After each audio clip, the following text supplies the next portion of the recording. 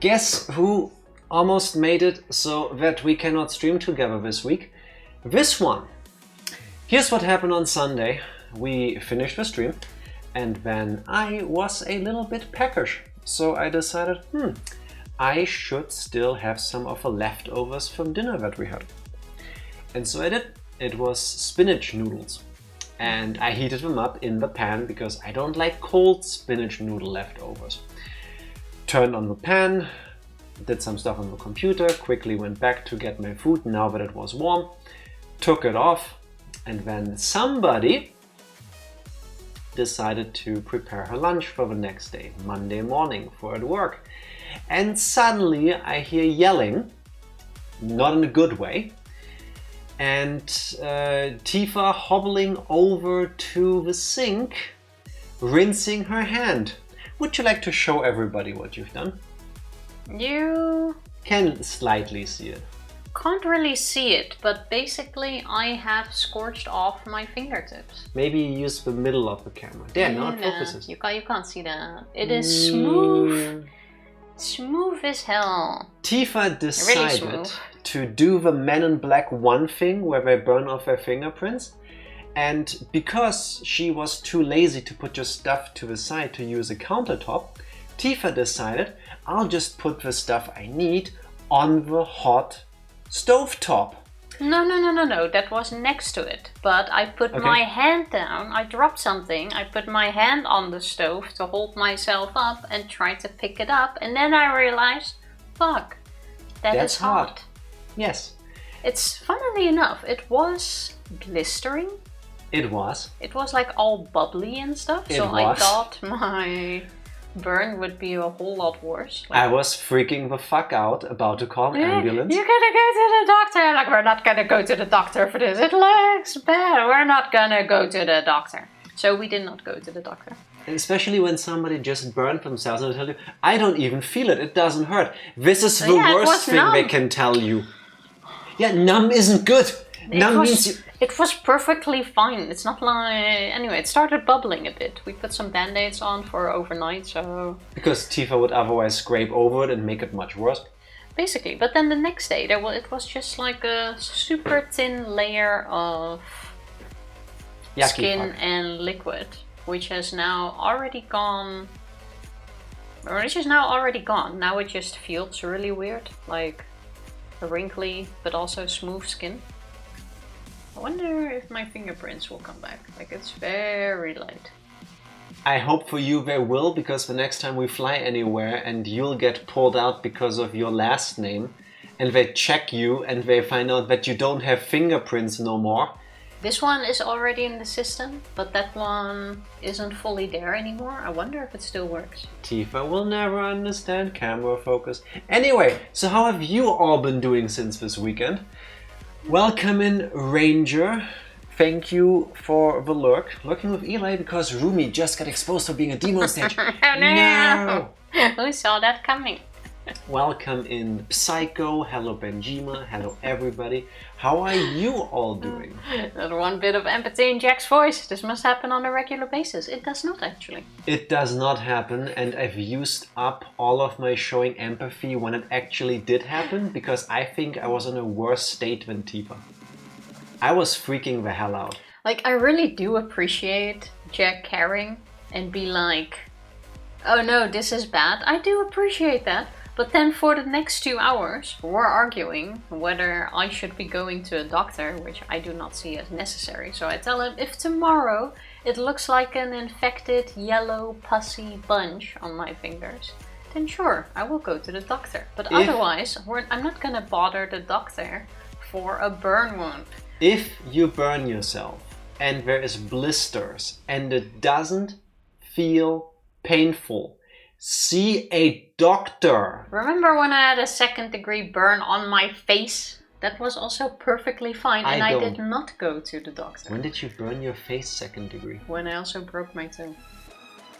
Remember, that was the reason why I broke my toe? Because I was hobbling around, because I burnt my face. Honestly, with how like every 2 years you seem to try to find a way to hurt yourself permanently, I forgot about you breaking your toe.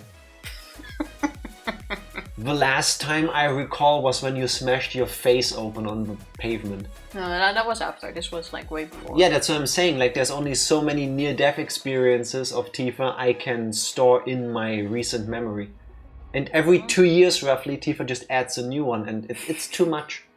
Tifa, I love you despite that, not because of it. Tifa Grastar confirmed. Thankfully, no, because then the damage would have been worse, I think. I feel like I have a semi-good resistance. Yeah, apparently. Just click the arrow on the pinned message that says send at 6 p.m. This made me angry beyond belief. Is it just on my end? The arrow on the pinned mate, I'm gonna click on this. No, it says send at 7 p.m. I think that's the local time that you see. If you're in the correct time zone, it will say 7 p.m. If you're anywhere but in our time zone, it will say it in your local time. I don't know why they added the timestamp for that. I guess maybe for people that use more than one pinned message. Maybe. Also, question. Didn't you make me a mint tea, Tifa? A tree mint tea. Okay, that explains why it's not free. Okay. It doesn't say 6 p.m. It says 0600 p.m. Oh.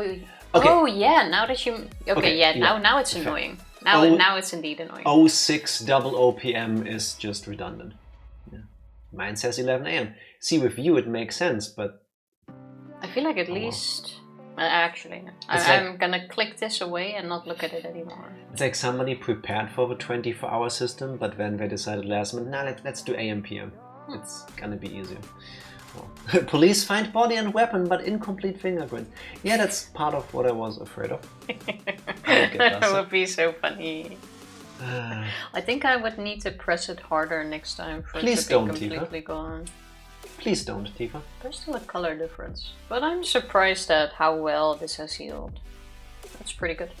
Yeah, please don't. Also, Psycho, congrats. I wanted to ask you actually whether you got your copy from ZA, because I was... Pokemon Legends ZA. Say it properly. I was still wondering whether you did get scammed or not, but I'm happy you didn't. Exactly. And I'm happy you seem to like it. Combat is fine, but my character asks not enough questions. I think if they ever added a protagonist that asks questions to a Pokemon game, the Pokemon game most likely wouldn't work. Because Pokemon generally doesn't make sense. Like, at the very least, the moment you open the Pokédex and you read through the entries, that's where it all falls apart. Oh, and this Pokemon used to be a puppet that was crocheted together. So, how do they multiply then? How do they have babies? I also feel like, especially in the beginning, there's plenty of text. Like, we don't need to add to it by my character asking questions. I do feel like the text is somehow better. I feel like you have a bit more witty conversations with some characters. I like the writing so far. I'm 12 hours in. No spoilers, so 12 hours in. I like it. I think this is one of my favorite Pokemon games so far. It has a lot of quality of life improvements. Yeah, I like the changes they made to the gameplay. And I wouldn't be sad if some of them transferred to the next mainline game. I hope so. One of the best ones is when you go to the Pokemon Center. That's not a spoiler. Is when you go to a Pokemon Center, you heal, and we all know the mashing A to get through the text faster, and then you accidentally go through the healing again, and then you keep mashing anyway because you get even more frustrated, and then you heal again, and you have to go through the animation. But now they've sped up the animation, plus if you try to accidentally heal again, they go like, why? They're already healed. Really? I haven't mashed through that yet. Yeah, I have several times. Yeah, that makes sense. Yeah, that's so nice. Why? Okay, they're already fine. Thank you. Thank you. At least in the other games, you're a 10-year-old going on an adventure. But what am I doing in ZA? Vacation? Well... How far are you in? Let's first ask that question. It's like a Dungeons and Dragons RPG kind of thing. It can be whatever you want it to be. Because I feel like 3 hours in, I was still in the intro. Your character just happens to be there, and you fill in the backstory. My character has a backstory that works. I like it. But I get it. Especially if there has to be some sort of reason why your character appears in a place, so it would be...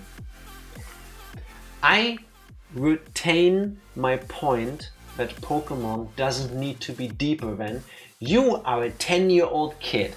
You like Pokemon, so you go do Pokemon.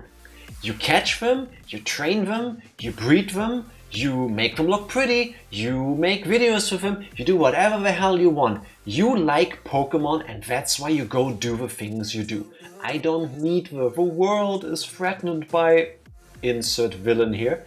I don't need all of that. Just give me your kid and your dude, girl, whatever, your person who likes Pokemon. So you're doing it. I agree about the voice acting though. The first thing I said to Jack in the intro, like, why isn't this voice acted? Yeah. I understand you don't want to do everything, but like some scenes, like, come on. His estranged wife invited him out to the West Coast for a Christmas party. Little did he know Hans Gruber was going to strike. Wait, that's spoilers. That's the plot of Die Hard. Wow. That's why I said spoilers. You said that so fast, no one had the chance, didn't you? Too bad. Oh well. Despite Vader, Sun and Moon had a nice story. Enjoyed Sun and Moon. I don't recall much of it. We even streamed that one. We did Ultra Sun and Ultra Moon. And again, the point was that we defeat each other, so I didn't really pay attention to the story. Yeah, okay. I followed the story to the point where it was like, go there, do X, now do Y. Other than that, I did not pay attention to the story at all. I couldn't tell you anything that happened. Except at some point there's a woman with a lot of hair. And she's blonde. Fair enough. Well, all in all, I'm now like 14, 15 hours in. 18, last I checked. Oh, well, I'm 18 hours in and I am still enjoying it. Yeah. Also, the visuals should be way better. Psycho, I agree. I'm just happy at how smooth the game runs. That is such an improvement compared to the other games. The Switch 2 version does, yes. The Switch 2 version runs beautifully. That should be the case anyway, but the last Pokemon game was Scarlet and Violet, and we played those on the Switch back then, and that was not the experience. That was really bad. Now I can't even read the title messages with how fast it loads. The tip messages with how fast it loads. And it's just smooth running, nothing spawns in front of me and suddenly like, oh, you're in a battle, because suddenly this Pokemon pops up under you that did not load before. I can see in the distance and nothing just preloads all of a sudden. I think whether you are into Pokemon or not and whether you've played the game or not, I have a criticism that I think everybody can follow. So the people who made Pokemon Legends ZA clearly upgraded the systems. And at least on Switch 2 from the cartridge, it loads really fast, which is nice. Now, if your loading times are really short, I want to say they feel like a second or less. They could be longer, but that's what it feels like. Is it a smart idea to put game hints and tips on the loading screens? Because I cannot read them. It's like me playing Skyrim on this PC that has a relatively fast SSD installed. I can see the loading screen or lore hint or whatever, but I cannot read all of it. This is what I mean. This is the level of somebody had a good idea, but they didn't think it through all the way. And this is just permeating all of the Game Freak games in a way. I like Legends ZA. Should it look better? Yes. If the people who made it were more competent, it would, I think. Maybe even next one. But I have to say, I like it. I like it more than I thought, and I hope it continues in that trajectory from here on. That would be nice. So it's less of a spoiler than being able to mash A and not loop in a Pokemon Center. I do not know. Would you really consider that a spoiler? Then I'm not even gonna talk about. Oh my god, Tifa confirmed Pokemon Centers. My day is ruined. Also, isn't that because everything in the city is loaded in all this at the same time, which is why they put the image quality down on backgrounds and all NPCs stand in the same one stance. I did not even notice the NPCs standing in the same stance, to be honest. I didn't either, because here's the smart thing they did. Again, no spoilers, but if you play it the way I do, you don't really look at stuff in the distance because your focus will be something that is short to medium distance away from you at all times. Because there's stuff you might want to go for. So that way they kind of mask their inability to animate things at a larger distance. That works for me. Is it kind of lazy to just give you that flat look? Yes. It works for me. Because I'm it's not not bothered. bad enough that takes me out of it. You can put a nice mountain PNG in the background. Don't give them ideas, please. I could just model it. It's not nice enough for $70 and $30 day one DLC. $70, I probably wouldn't pay for it either. We got it for like 50 now. 55. Which I thought was an alright price. 55 for a brand new release is unfortunately a good price. Yes. More? Would I pay more for it? No. $30 day one DLC is disgusting though. Yeah. From a commercial perspective, if I ever released a video game that had DLC, and if the DLC was done by the time I launched the game, I wouldn't tell you. I would not tell you. I would launch the game, and then I would have like social media managers look at what is the buzz on the internet about. Are people talking about my game? Is there interest in it? And when I see a dip, that's when I go, like maybe 2, 3, 4, 5, 6 months later. By the way, DLC shadow dropping today. Look, more video game for you. But not before the game even launched and then tell you, oh, you pre-ordered the game? Well, you can also pre-order the DLC. What even is in the DLC? I didn't even look at that yet. I guess other mega evolutions? Is there more story? I would imagine there is more story and more Pokemon. Big Raichu, apparently. I already have a big Raichu. Spoil. No, don't. But this is the only one I allow you because Raichu is featured in the promo material. okay. There. I only want Hooper for my decks. So Mega Evolution Raichu is DLC? Like I don't I don't have know. Mega Evolution Raichu. I'm not at a point where I can confirm or deny it. You pay whatever they tell you to, but only that first time. If it was the same, then it would probably be over. Maybe. Mega Raichu is DLC. Oh, okay. That shouldn't be the case. That is just... If DLC is only some more Pokemon and more Mega Evolutions, then it's not going to be worth it to me. I will play through the game, and if I then go, I need more, I'll look into the DLC and what it is, and then I don't mind looking that up and getting spoiled. Because I think that's just... I don't like it, I don't want to support that business practice. And DLC does go on sale at some point, right? Like maybe once or twice a year Nintendo does sales, so I would imagine maybe it goes on sale at some point. Oh well. Or maybe in a year we can buy the complete edition. We should have 2 forms of Raichu in a direct a while ago. That is okay. I don't true. remember. I think that's even in like that artwork that they did with the 2 Raichus just jumping out of the screen kind of thing. And Hooper being in it. Yeah, I think that was a thing as well. Oh, I wonder when Hoopa shows up. In the DLC. I'm pretty sure that's locked behind the DLC so that you go, oh my god, I want a Hooper, so you go, here's $30. Oh, that makes sense. Unfortunately it does. That's true. You know what else makes sense? Oh? Jack saying what? No, You know what makes sense? Tifa reminding me that I should tell you that it's time for a recap. Hey Tifa, what has happened the last time we played Higurashi When They Cry, Chapter 8, Matsuribayashi? No. I feel like you should do the recap today and then I will just interrupt you and complain when you're giving incorrect information. I would, but I cannot because I had an all-day meeting today physically at work and my mind's been blitzed. I don't know what happened last time. Welcome to the real world. Yeah, I know. Like, it's not surprising, it's avoidable. Where are the Uno cards we used to have here now that I see the reverse? Somewhere buried under this dusty stack of papers in front of us. Also, I will stall another moment for Tifa. Jacob asked me to never buy him another Pokemon game after Scarlet and Violet. Oh, well, that's true. I get it. I can understand that. I can understand that at some point somebody goes, nah, this is too much for me. I don't want to support this anymore. Yeah, I get it. I understand. I have this nostalgic pink glasses bias. I still always find a way inside of me to go, well, maybe this time it will be good. Maybe this time it will recapture Gen 1 and Gen 2 of how it felt to me. You know what also feels like a trip down memory lane? Tifa's recaps. Hey Tifa, what happened the last time we played Higurashi Chapter 8 Matsuribayashi?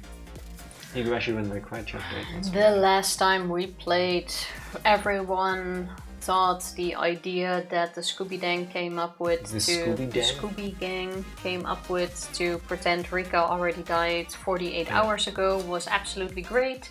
Everyone was into Executed, so we have started. Everybody was into Executed?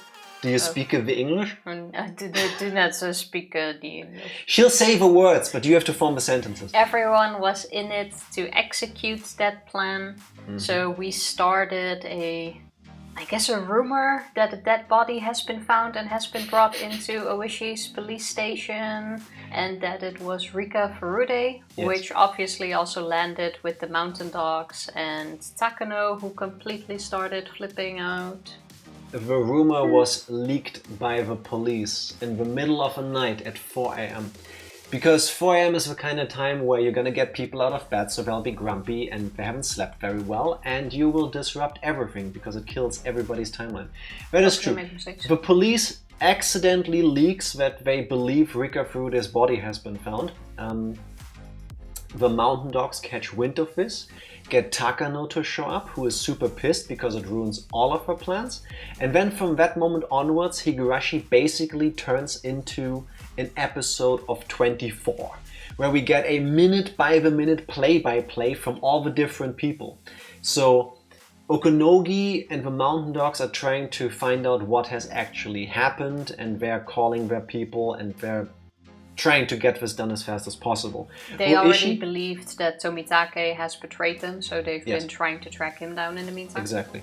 Oishi and the police people try to stall as hard as possible. Forensics guy is taking his sweet time with the official autopsy. Kuma guy is standing in the hallway. And Oishi is manning the police headquarters front when Otaka comes in, because apparently he is in the pocket of a mountain dog somehow, or Takano, because he has been told by the Sonozaki representative to look into this personally. Then a funny moment ensues after Oishi and Otaka have a wrestling match right in front of everybody else. Turns out that Akane Sonozaki and previously mentioned Representative Sonozaki are there, and he's like, I don't know you. And then they punch him and then they drag him off for kendo practice. And this is all acceptable because it's Hinamizawa. Basically. In the meantime, we keep trying to stall whether Rika is dead, yes or no. Yes. Tomitake is unfortunately eventually grabbed by the mountain dogs because they, through their back channels, realize it has to have been him because we can't find him where he should be. They trace the calls and the phone numbers and they find the hotel. He tries to run away. No, they find him, capture him and drag him back to the clinic where Irie also is and is starting to become a suspect by Takano as well, because how can Rika be dead for 48 hours if Irie confirmed he saw him the day before? Meaning... her the day before, meaning... And she was doing well. He's probably pulling her leg, because they also found out that Rika is not at the residence. They believe that. That it cannot be. Yes. Irie feels that Tomitake's life is obviously in danger, so he pulls off the emergency plan, calls Akasaka, does the ring and leave the thingy. And then he leaves because he does want to save Tomitake's life, but there's no way he can fight his way through the mountain dogs at the clinic and everybody else. He has the means to access all of the building, but he cannot do this himself. So he sets the phone call, emergency, and then he runs away from the clinic. And that's it. That's it. I believe for now at almost 9 a.m. in the morning. So all in all, only a couple of hours. One last thing. Nomura has called the mountain dogs and basically pulled Takano through the phone a couple times like dental floss telling her, you know, your clients are very unhappy, and if this isn't resolved, then this will not be good for you and us, and because it's not good for us, it will not be good for you. So fix this. That's also important. The mountain dogs and Takano haven't given up yet, even though they know someone is now onto them, because they have received the information that the bloodhounds have been called and are put on standby, which is already a huge thing, but they have not started moving yet. As far as they know. As far as they know, and that is why they believe they still have a chance. Yes. And now it's a race against the clock on who gets information the first and who will win that. And Okanogi is still convinced that the mountain dogs can win against all of this. Yes, and he's itching for battle because of his wild instincts. Tifa, would you like to lean towards I think that's important. the audience? Your chair is very much in the way. Yeah, but you keep doing this, and I don't know why. Now we can actually start the game. Let's first make some progress. Welcome in Dark Lord. Oh, in my mind I already said that, what he said. No, we were recapping. Sorry. How you doing? Charlie Brown. What? No. That's Tifa. Jack and Tifa. I will probably also answer to Charlie Brown, but that's technically not my name. Tifa, are you ready for Higurashis? I'm ready. I cannot hear very well because my stuff's quiet. There we go. It's not the background you need to hear right now. Major, there's a call from the director's office to an outside number. The phone number is our residence. Why can't they just say Rika's house? Or the Furude house, or something like that? What does that mean? Can you listen in? Of course. I'll put it over the speaker. One of the members flipped the switch. There was a sound of a ringtone. Why is Dr. Irie calling that house now? Those two words aren't even familiar at all. Why is Director Irie calling that house now? Whether it's doctor or director doesn't matter. I know, and before somebody pulls the Joker, this is the third word she needs to read. Yeah, because I see the D and then you just fill it in already.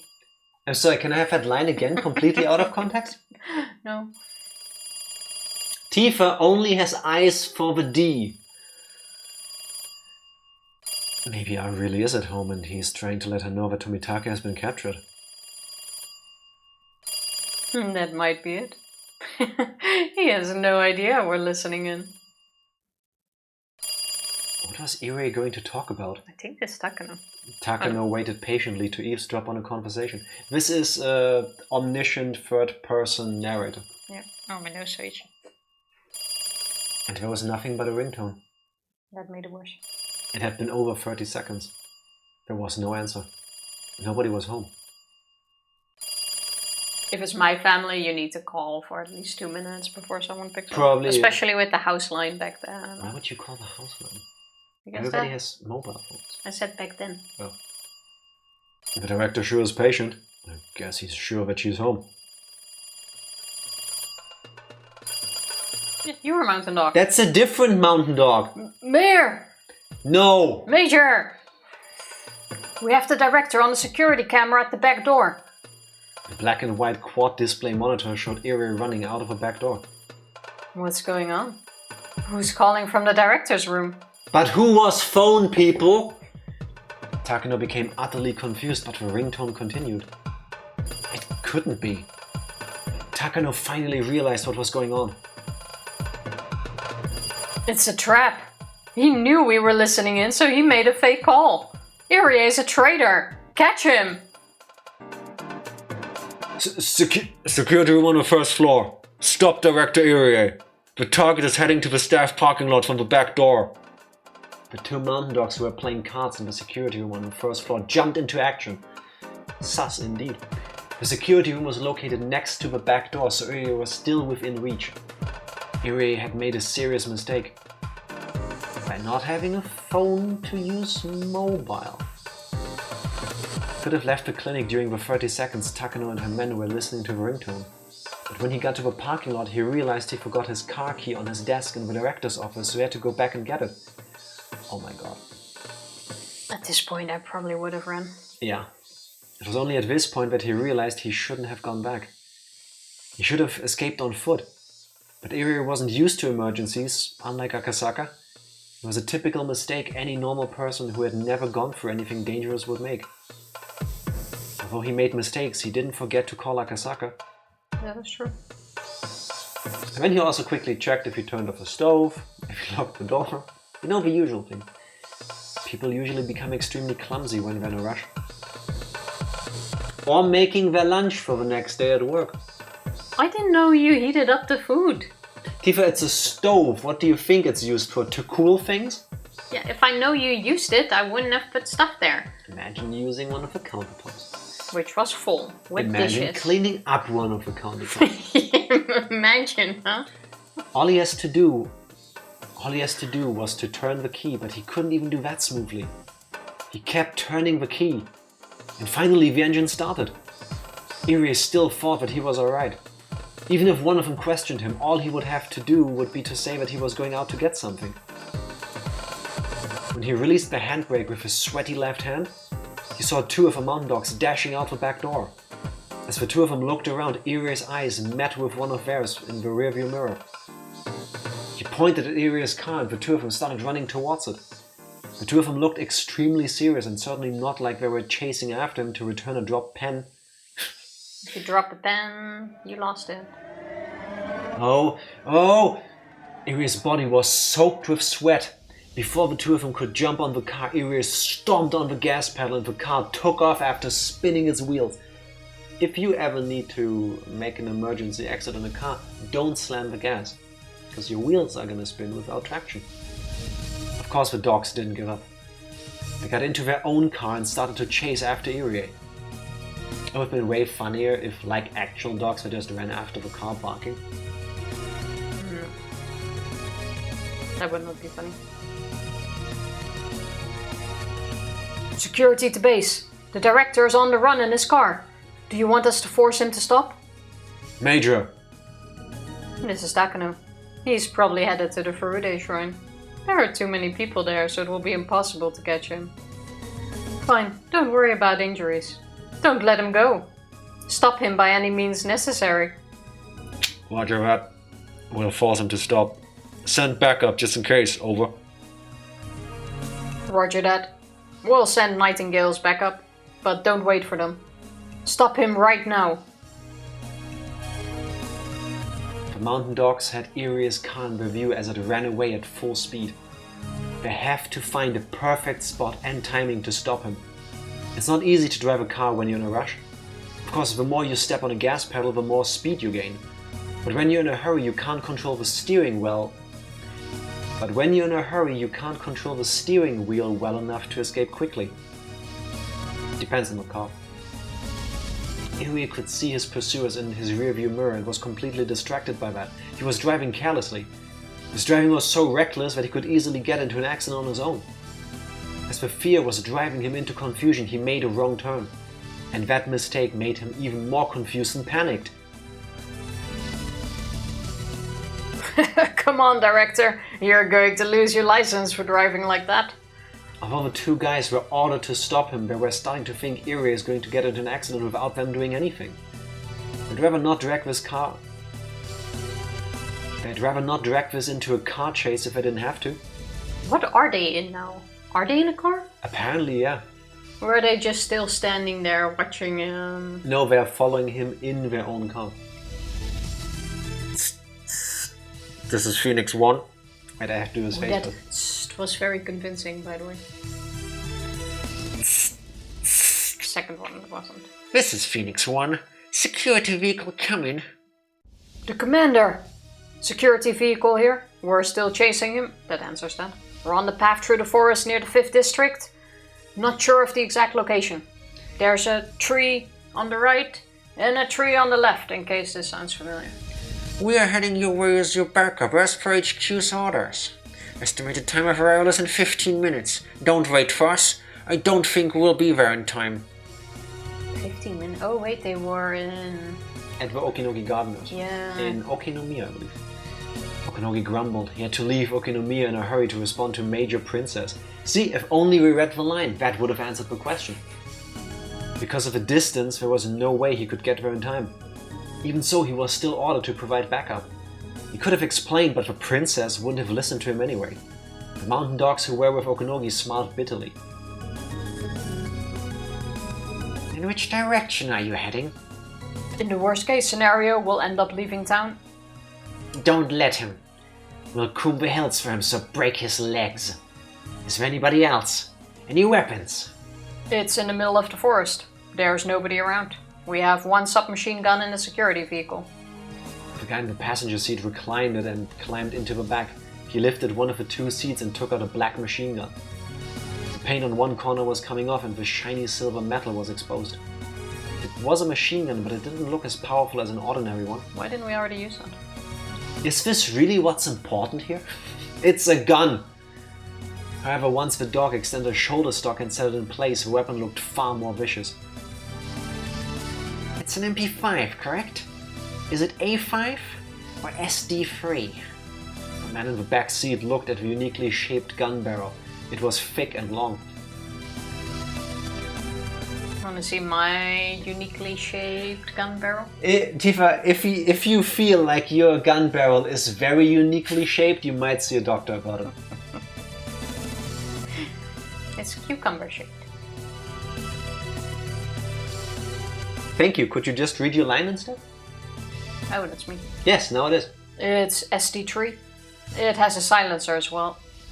You're allowed to fire. Shred his tires with a full burst. Roger that. We're attacking. The guy in the back seat opened up the driver's side back window and leaned out of the car. His sharp eyes aimed at one of the tires on Iria's vehicle.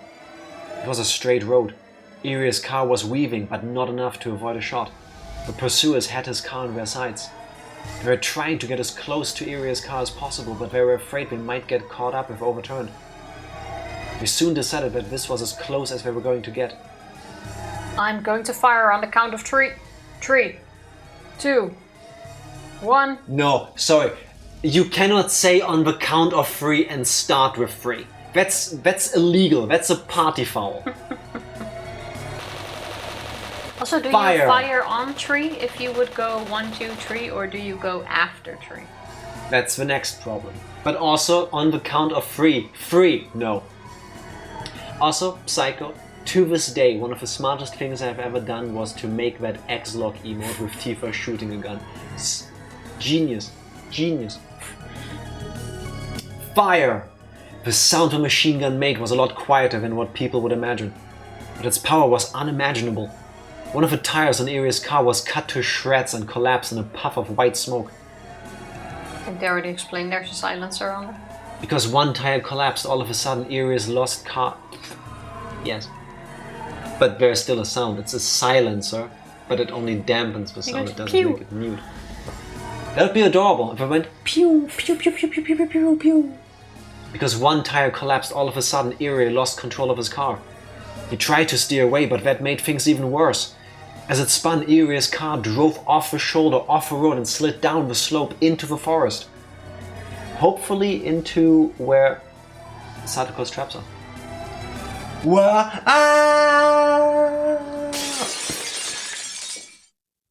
The sound of trees breaking and the Okay, now I get it. Trees breaking! How fast was he going? Well, it could be small trees. Oh, fair enough. I'm always imagining like these... You know in video games? You know, the tin ones? Like Forza Horizon, when you drive off-road and then there's a tree and you think, ha, I can take that, I'm a big car. And it's like, no you don't. That's what I was imagining. But that's not how physics work in real life. The sound of trees breaking and the car being battered from every direction disappeared down the slope. The pursuers stopped their car and looked down after it, but the plants were growing so high it was impossible to check from there. The attack was a success. The target vehicle went down the slope. It's possible that the driver is dead. We'll search on foot. Phoenix 1, roger. Nightingale is in the area. If you're lucky, you'll run into him. We aren't even close. I'm counting on you. Good luck. Roger, ending transmission. Let's go! You just said you ended it. Wow, having the last word. Yeah, and Roger usually indicates the end of the transmission too. Actually, no, over and out. Over. The mountain dogs left their car and headed into the woods without hesitation. Bit late to start hesitating, wouldn't it? Now it would be, yes. Akasaka used his 360-degree vision and audio experience, and he heard the car coming down the slope. As he prepares, he lunges, jumps through the car, grabs Ire, unbuckles his seatbelt, flies out through the other side, rolls it off, and back into safety. Something like that. All in 2 minutes. 2 seconds. Oh. Sorry, 1,500 seconds. Akasaka had received a phone signal from Ire. The phone rang for over 3 minutes. The signal told Akasaka that Ire was in some kind of an emergency and that Akasaka himself was in danger now. Takano made a mistake. She didn't realize the ringtone itself was the signal. She assumed someone staying at the house would pick up the phone eventually. Her error allowed Akasaka to perceive an extremely important forewarning. Akasaka waited for exactly 3 minutes, then ran downstairs quickly. He had already put his shoes on while listening to the phone ringing. Akasaka had memorized the layout of the town from the map he'd kept near the phone.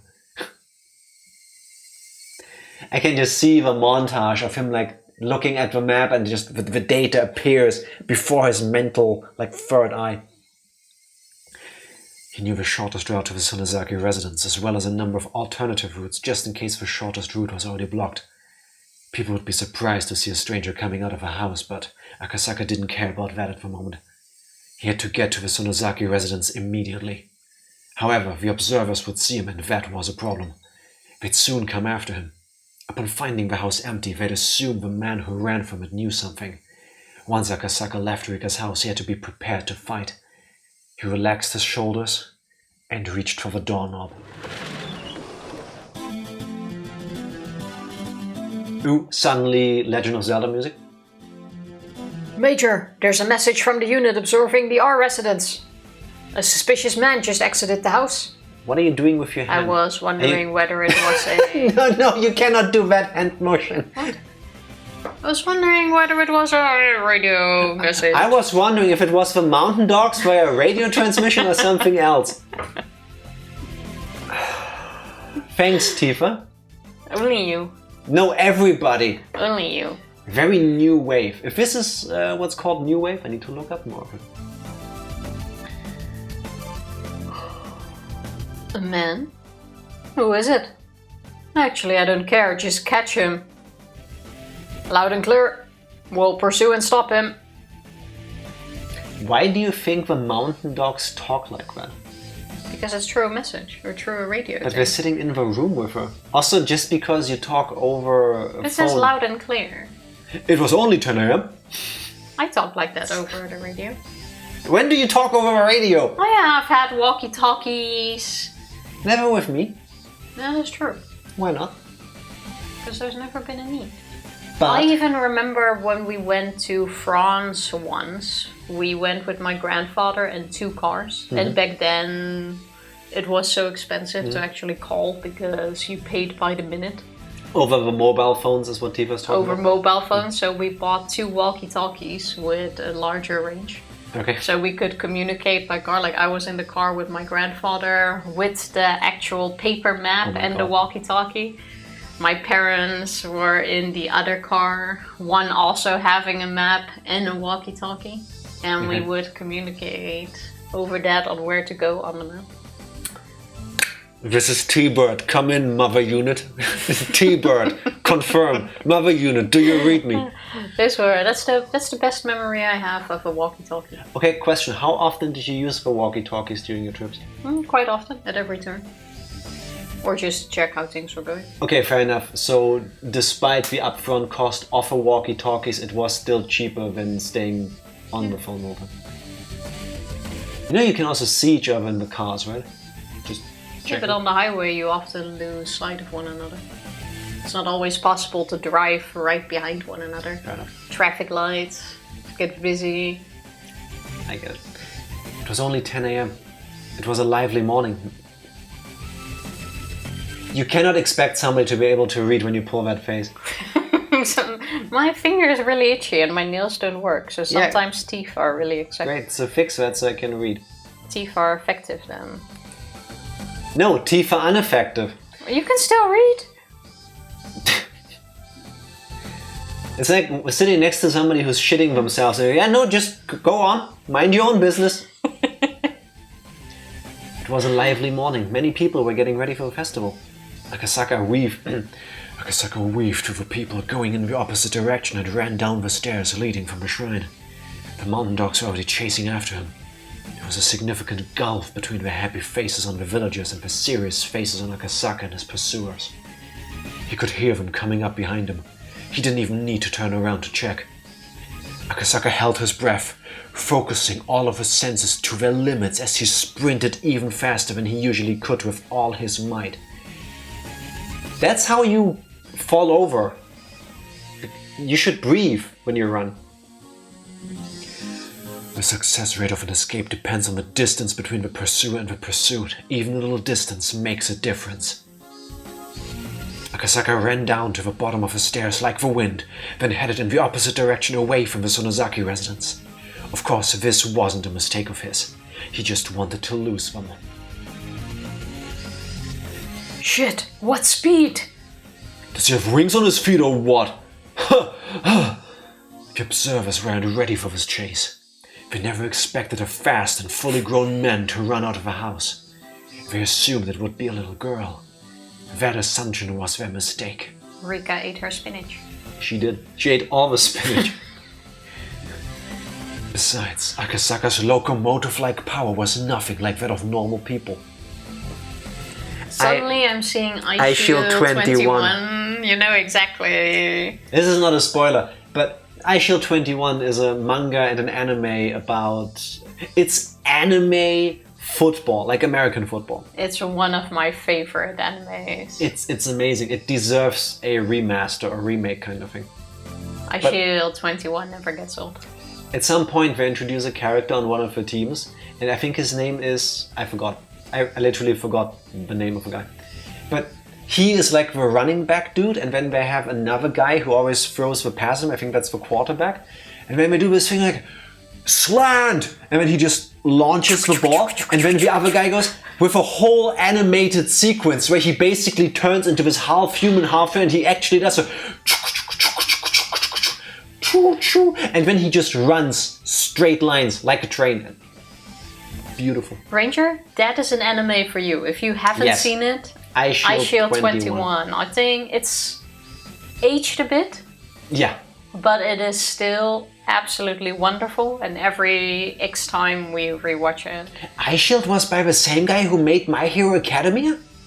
Oh, for real? I did not know that. Oh, that explains a lot. I wanted to tell you today, the last season. Oh, nice. Then we can finally watch all of it. Nice. Locomotives is engine that makes the train go really fast. That is true. We've been tricked, backstabbed, and quite possibly bamboozled. Indeed, they've been had. There was no way they could catch him. The mountain dogs fell for Akasaka's trick. The called HQ told them that he was headed in the opposite direction and followed him that way. Akasaka was confident that he could have had them completely confused if he'd had a little more time. Not only that, he could have attacked them individually. You know the old Shenmue strategy where you just kite them into coming at you one by one? Were there 3 pursuers? No, there were probably 4 of them. His mind, body and skills were all in top condition, so it should be possible for him. Usually overrating oneself is dangerous, but Akasaka was above such an immature level. Resisting violently at a place other than his destination might prompt him to waste manpower and time. But Akasaka wasn't sure of the real meaning of Irie's phone signal. There were the severe level of emergency. Akasaka had no time to waste, so he had to get to the Sonozaki residence. As Akasaka ran as fast as he could, he tried to think about the situation calmly. Akasaka told himself, show them the meaning of haste, and just like Shadowfax, he made the distance. Shadowfax is from what? Don't disappoint me. Who is Shadowfax? The white horse from Gandalf. How is it you know that, but you cannot do recaps reliably well? Because it's horse. We need to play more games with horses. Never mind, the guy who wrote Eyeshield is the guy who made Dr. Stone. Dark Lord, where would you lie on the internet? I Thank you for I haven't seen Dr. Stone, Have seen the first 2 seasons of My Hero Academia, which was one of the best things ever too, by the way. I love Dr. Stone, I've heard a lot of good things about, but didn't watch it yet. what she said. Still on the list. Could he attack them first and then head to his Sonozaki residence? The pursuers were scattered about and running out of breath. It would not be easy to fight 4 men at the same time, but it would be different to take them on one-on-one. Also, Akasaka is doing a little known technique from a little indie game called Legend of Zelda Breath of the Wild, where he is holding his mouth and nose while running, therefore not running out of stamina. If you know, you know. Also, he has 4 limbs, why can't he just fight all 4? Exactly. He could fight 5 if he used his nose. Cucumber. When Akasaka decided he had had enough chance of winning, he took a deep breath and made a U-turn around a streetlight. Akasaka used U-turn. It's very effective. That's a Pokemon move. What? That's a bug type, right? Yes. Ah, see, all of my knowledge. Cockfighting on another level. To be fair, when a guy runs down the street, makes a U-turn around a streetlight and then jumps at you cock first, chances are you'll lose no matter what happens next. Don't make me take out my uniquely shaped gun barrel. It's called the SD3. Mine comes with a silencer.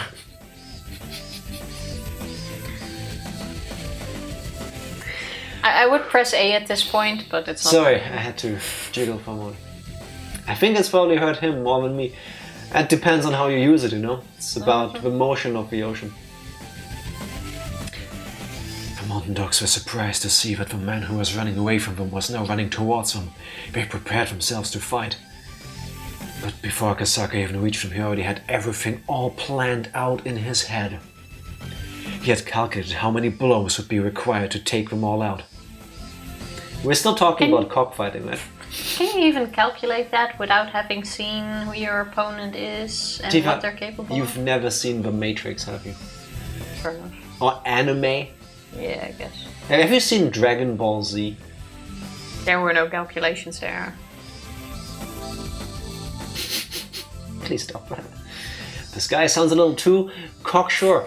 Is that a real word, or are we just keeping on with the dick jokes? But his calculations were wrong.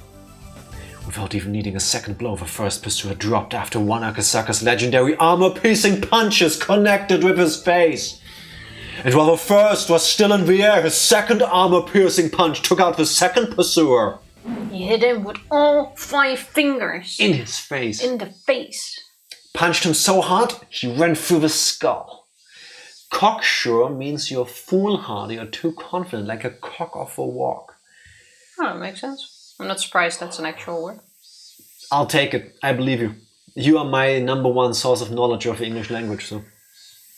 Back to Ooishi. There was a chorus of cicadas, which woke Ire up. Oh, Iri. He needed a little time to realize what had just happened.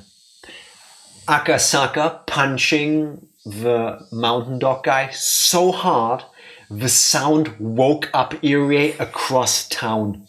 It's the vibrations of the sound wave. Yeah. His seatbelt had saved him from a serious injury. Always wear your seatbelt. Yes. However, it was sheer luck that the metal parts of his seatbelt didn't get tangled and that the door didn't become warped. That is so lucky. But it does happen. He was on the bottom of a slope near a different forest road. Irie endured the pain and removed his seatbelt. He got out of his car soon after. He heard someone walking towards him through the bushes. A pursuer! He couldn't get caught just yet. If he was captured, it would be impossible to rescue Tomitake. Not only that, nobody would ever know that Tomitake was captured in the basement of a clinic. Okay, now open the trunk and lay in there. This is a stealth mission. They're not gonna check the trunk. If you leave the door open, they'll believe you ran off. That's pretty smart, actually. Yeah. Huh. Especially if you're injured.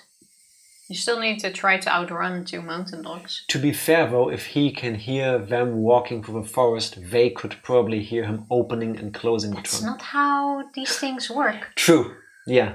I can have a conversation right here with myself without you hearing it. That's how manga and anime works. Accepted. But that Rules of nature. Rules of nature. It's not Akasaka, it's Irei. Even though Irei knew he was helpless, he couldn't falter here. The only thing he could do was resist him and run for as long as he could. But as soon as he started to run, Irei realized it. He had no strength, his legs were shaking and he couldn't even see straight. He had only been stepping on the gas pedal, but his lungs were about to explode and his brain was lacking in oxygen. It had to be that certain type of exhaustion that came immediately after hyperarousal. Irei understood that intellectually, but he still couldn't get his body moving. He tried to run, albeit in a wobbly way. He heard a noise coming down the slope behind him. This was it. But Irei still tried to run as far as he could. I know I've told the story before, but I once tried to save a guy, or I thought I was saving a guy who ran his car into a slope and almost killed me in the process. A drunk, speeding guy losing control of his car crashed, just missing Tifa behind her in a street light, right? Something like that? Light pole? It was on a road with some trees. He basically managed to dodge me. No, miss you. Well, you dodged. He missed. Missed me, fair enough. I dodged him, and he drove his car into a ditch. And I thought the car caught on fire. Long story, I tried to get him out. But after that, he got out, ran off. And I'm kind of seeing the scene here, where now Irei got into the car, and he's like, oh, I must get away. I can sort of imagine that guy. One difference, though. Irei used his adrenaline boost during the driving. So now his body is crashing from that and the damage. Your guy was too drunk to be full of adrenaline and it kicked in after he got out of the car. Fair enough. You only get 1 second wind and Irei already used it. I will never forget that though. Quick full story to not have people confused. I thought this guy, or after this guy almost killed me and ran his car into a ditch. It was like 1, 2 a.m. It was already pretty dark. And the lights of his car reflected in the ditch and the water. I thought that car caught fire. So I was panicking. I ran over there, I pulled that door open, full on panic mode, and I tried to pull him out, got his seatbelt off, dragged him out of the car way too aggressively. If this guy Adrenaline's one hell of a drug. If this guy had any major injury, I probably would have killed him with how I pulled him out of that car. Maybe you don't know that in the heat of a moment you helped. That makes you a saint. Yeah. Especially after the guy almost killed her. I was like 17, 18 and I thought that thing was on fire. And I had all the action scenes in my mind of this car going boom and we had to die hard out of there. So I dragged him out and this guy was completely wasted. So after we got our distance from the car, I realized the car was not on fire. It was just the light reflecting and me panicking that thought that thing was on fire. And I was like, oh, should I call an ambulance? Should I do this? And he was like, no. No, you should do this. No, I don't need this. And he basically started walking off. I was panicked. And I'm like, what should I do? So I call everyone but the police or an ambulance. Panic reaction. I call my mom. You try to do something that seems normal. You ask a person who you know has helped you before for help. So I called my mom. I'm like, this dude just tried to kill me and I got him out of the car and now he walked away. What do I do? And I'm slowly following him on my bike to make sure he's still semi-okay. And then after he goes around the corner, I go back to the crash site, basically. And at that point, the police has already arrived. The police station wasn't that far away. Because somebody who lived there heard and saw, hey, there was a car speeding way faster than they should and they crashed. That makes sense. They heard the crash, called the police, and use both of your hands on camera. And the station was quite close to it, so they were there within 10 minutes, maybe. So I'm back there, and they go oh, have you seen anything? I'm like, yeah. Well, as a matter of fact, yes. And the guy went that way. He vented. So they go there, and he hid in a trash container. Because he rented the car. I mean, Which he he was a now piece of shit, so putting himself in the trash made sense. Yeah, which he now completely trashed. So they got him out, dragged him back. I have no clue what happened to him after that. They spanked him, hopefully. Basically. But I completely see those thoughts in here, like, oh, I must get away. Must run. Except Irie wasn't drunk. Yeah, that's true. This guy was 100% absolutely wasted. He went like 250 kilometers in an area where you could go like 40. 250? I don't think there'd be any car left if you went that fast. I still have pictures of that car. The entire front is wrecked. Okay, but at 250 there is no car left. Yeah, he was going way too fast. I think my point is At least 600 kilometers per hour. When it's the bike accident where the guy wanted to leave immediately, turns out he had no insurance. Yeah, I think How that's can like, people not have insurance? That's mandatory in Germany. Fuck them. that's like first instinct, I think. If you wreck something that is very expensive, you try to run. Have insurance!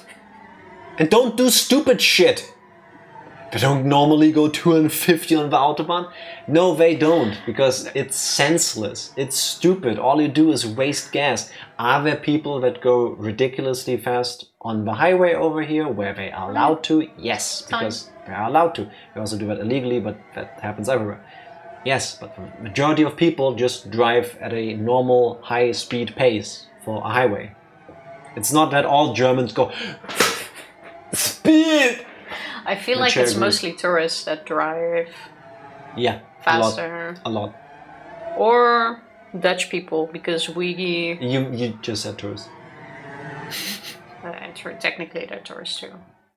People who are traveling through. Anyway, that guy was going way too fast. Same as here. I just fully picture the moment. While I don't want to undermine the validity of your story, next time you tell it, can you tell it under a different background sound? Because this is so annoying.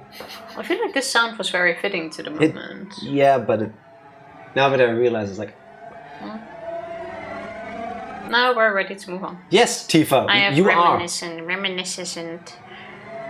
Security to HQ. We found him. He's injured. We'll capture him. Irie heard the voice of his pursuer. Shit, he thought, what can I do? I have to run, I have to! Run, boy, run. They're coming after you. No, they're coming to get you. Sing your line. Not DMCA. Yeah, DMCA would be right if you didn't butcher the song. Run, boy, run. Yeah, and it needs. I am so good at singing. It needs to be an obvious cover. Oh, sorry. Wow. Carve into your hearts the spirit of retreat. Oh, Kasai! We haven't seen him in ages. Is Irie gonna get saved? Oh my god, they're just driving past when they see this and then Kasai just rips them apart. DMCA sounds like a Deutsche version of a YMCA. Close. DMCA. Actually, I hate YMCA now.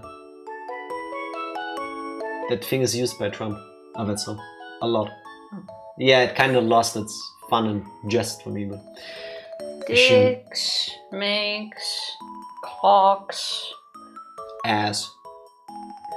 We can go with that. Dicks makes cocks ass. What? I was trying to make it fit to the topics we've been talking about. You know Irie is about to fucking die, Akasaka is killing people left and right potentially, and Tifa's like, dicks! Always look on the bright side. Can I read my line now? Yes. Imagine somebody trying to follow the story. Get me back into it. No, you can. I have been singing the entire time. Sing the thing you're supposed to. It's all the same. Please. Carve into your hearts the spirit of retreat. Shion-san, what's that song you've been singing? Don't you know? It's really popular nowadays. My apologies. I'm rather ignorant when it comes to pop music. There was a wrecked car ahead. White smoke was still visible, so the accident must have just happened. Kasai slowed down. What is it? Oh, jeez. Hey, isn't that the coach? The car stopped. The sound of a brake startled Irie and he fell on his behind. Irie was obviously the one who had been in the accident. Hey, I really thought Irie would die here. Suddenly magical Shion. Hey, coach! Is that your car? Shion-san. I like how it's obvious that he was the one in the accident, so he probably looks a bit beat up or something. Are you okay? No, is that your car? We know he's injured. You know you can't park here, right? Yes. I know it's horrible, but I love those videos where they go like, hey, you're not allowed to park here. Yeah, I have issues right now. I'm being followed. Well, I shouldn't laugh at those, but they are so funny. Are you alright, Dr. Irie? You should go see a doctor. Show him a mirror. We'll take the coach to the clinic so he can treat himself, huh? Peak Tifa moment. Can you stand up? I'll take you there. No, not the clinic. I can't go there. I have to go to the Sonozaki residence. Oh.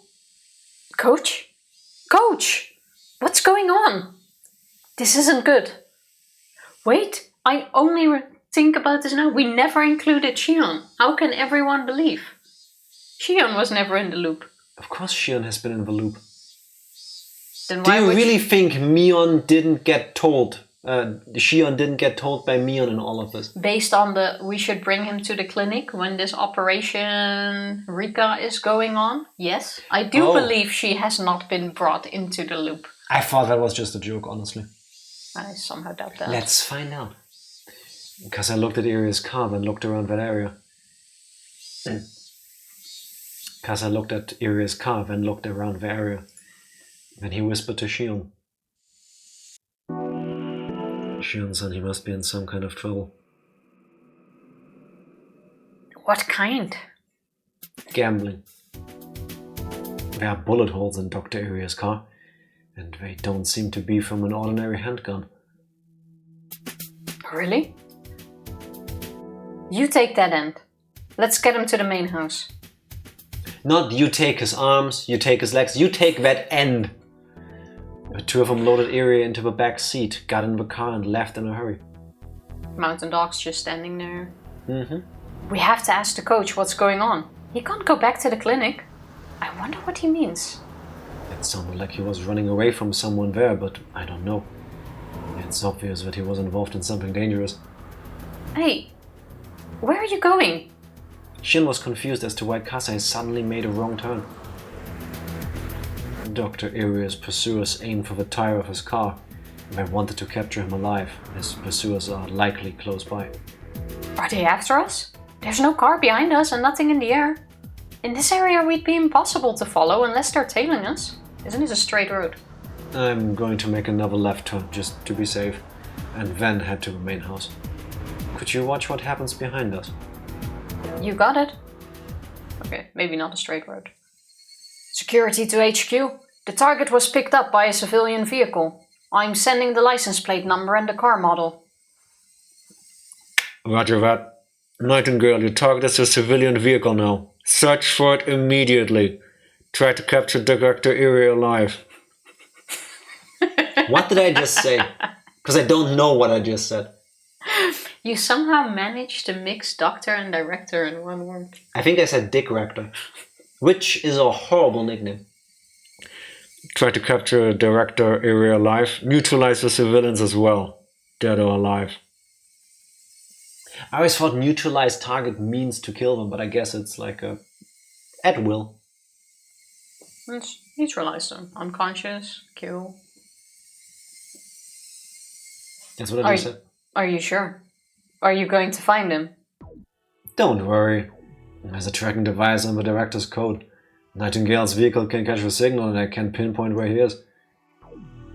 Strip him! Strip him! Irie was lying in the back seat wearing his white coat. There was a device on his collar. The security department put it there just in case. So no matter how hard Shion tried to look for anyone following them, the enemy already knew exactly where they were.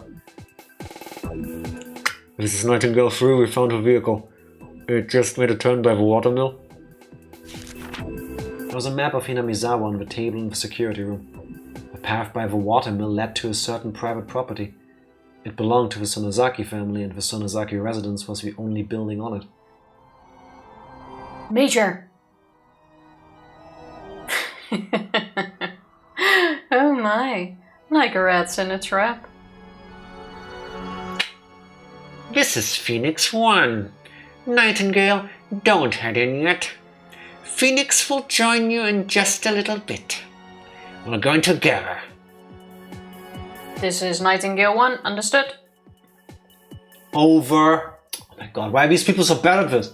Okonogi, don't give them any time. Why don't you let Nightingale go in? Bad connection. Sorry, Takano, my house is driving through a tunnel right now. Nobody listens to me.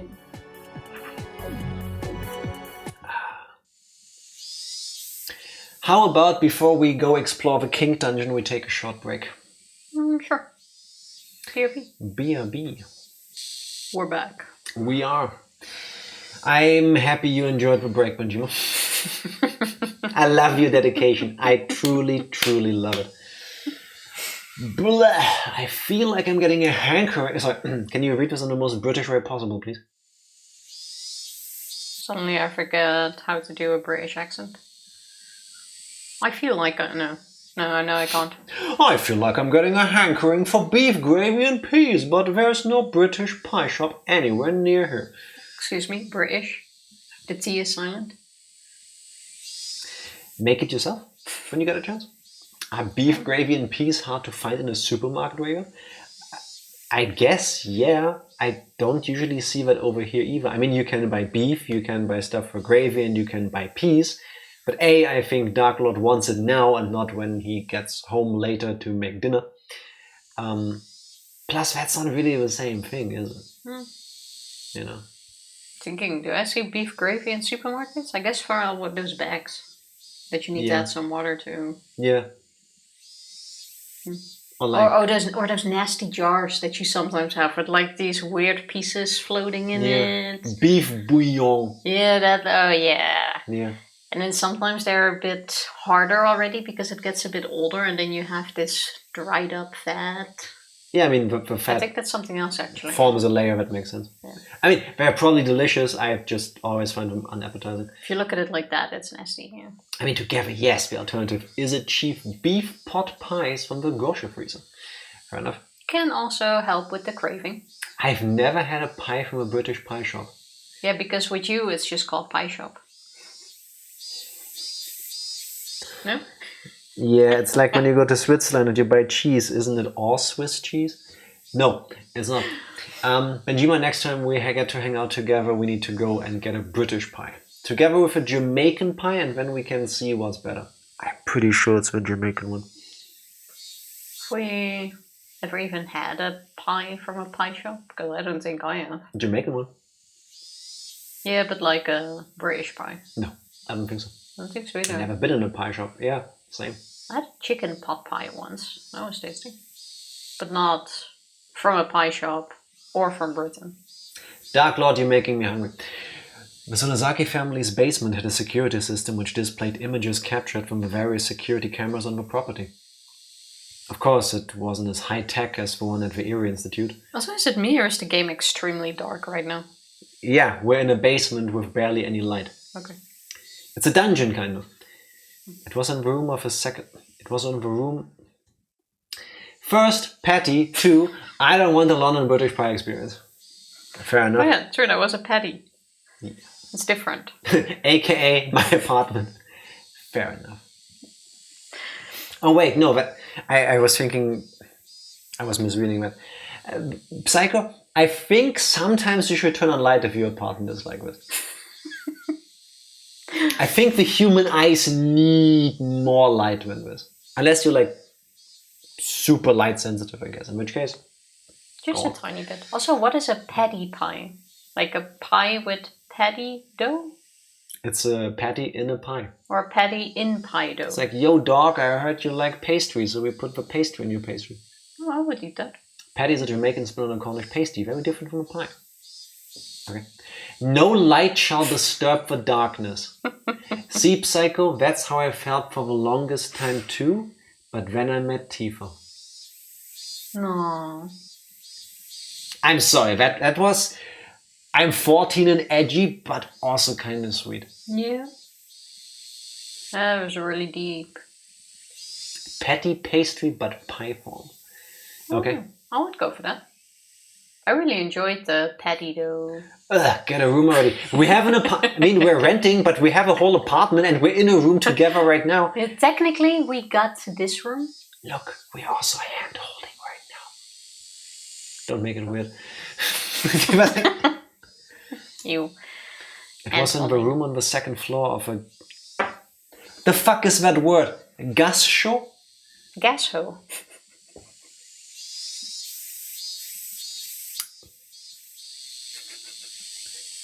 It was in the room on the second... It was in the room on the second floor of a gastro house, a Japanese-style room where you had to kneel to avoid hitting your head, with bundles of wires snaking away from the monitors. It felt like a hidden chamber. There was electricity and a phone nearby, and although it was in a basement, it had all of the basic amenities of a Sonozaki residence. At first, all the club members had watched the monitor curiously, but after a while it got too hot in such a tiny room. Mion and Rena stayed in the room to observe the monitor. Think about those patties every week. I think about Chinatown every week. Mentally, I'm still in Chinatown. You never leave Chinatown. And actually, just last week, I think it was, I said to Tifa, I want one of those patties again. Maybe next year we can meet up in London again. Stop making me hungry right now. Of all the things we ate though, I dream of the ice cream. That was pretty good. Yeah, it was pretty good. The gastro-type farmhouse has large ceiling lattices to raise silkworms, which is why they're so short. Oh, I did not see that coming. I didn't know that was that deep. I figured it's just, it looks nice, so we built it like this. Okay. Oh. Thank you. Michan, look, there's a car. That's Kasai-san's car. It's probably Shion. I bet she came because the festival is today. Jeez, why did she have to come now? I don't have time for her. See, we did not bring her in the loop. The granny had been at the shrine since the early morning, so there was nobody upstairs to answer the door. And if Mion didn't answer it, Shion would think that nobody was home. Mion wondered if she should tell Shion what was going on. Yes, you should. Shion could be helpful sometimes. What about Kasai? Kasai's car stopped in front of a gate. Someone was getting out of it. Try not to think about it, but the corn dog place me and Skinner went on Friday was the same place that he told us not to go. I still haven't forgiven Skinner for that. I still haven't forgiven him for that. That is actual betrayal. Extra traitor. I mean, I don't think I could eat anything there. At least when I looked at the menu back then, nothing was clearly labeled. But Tifa exists. She deserves treats. Wow. That makes it like extra bad. I found a place, by the way, that I want to visit this weekend with you that has corn dogs. You can't eat it, but they do have some other stuff like chiyobuki that you can eat. Thanks. I thought that was a good compromise. Can you stop talking about food? Oh, Psycho, the other day we made something in our air fryer. I need to lose weight. Same. I made a pumpkin lentil curry today, And which was pretty good. Yeah. They do corn dogs with mozzarella. Close your eyes, Psycho. Close them. This is now an audiobook experience. Yeah, I want the corn dog that has those blocks of cheese in it. I'm guessing that is mozzarella. Tifa, on behalf of everybody, shut the fuck up and read your line. Huh? Michan, look. Isn't that the coach? No, it's a car. What? I saw Shion and Kasai holding Eri on the monitor. Obviously something serious had happened. Let's move. Reina, Kei-chan, come with me. Satoko, watch the monitor. Rika-chan, don't come up. Hanyu, make sure Rika-chan doesn't move. It's like us. Tifa, don't do anything stupid. Jack makes sure she does nothing stupid. Leave it to me. I've got it. Meep, that's not fair. Yes, it is. You're dead, remember? Maybe Okunogi had made the right decision. If he had let Nightingale go as Takano had ordered, it would have been on the monitor. But Okunogi ordered them to stand by until another unit arrived, so they waited. Got a big cinnamon bun for breakfast, but I haven't had time to heat it up.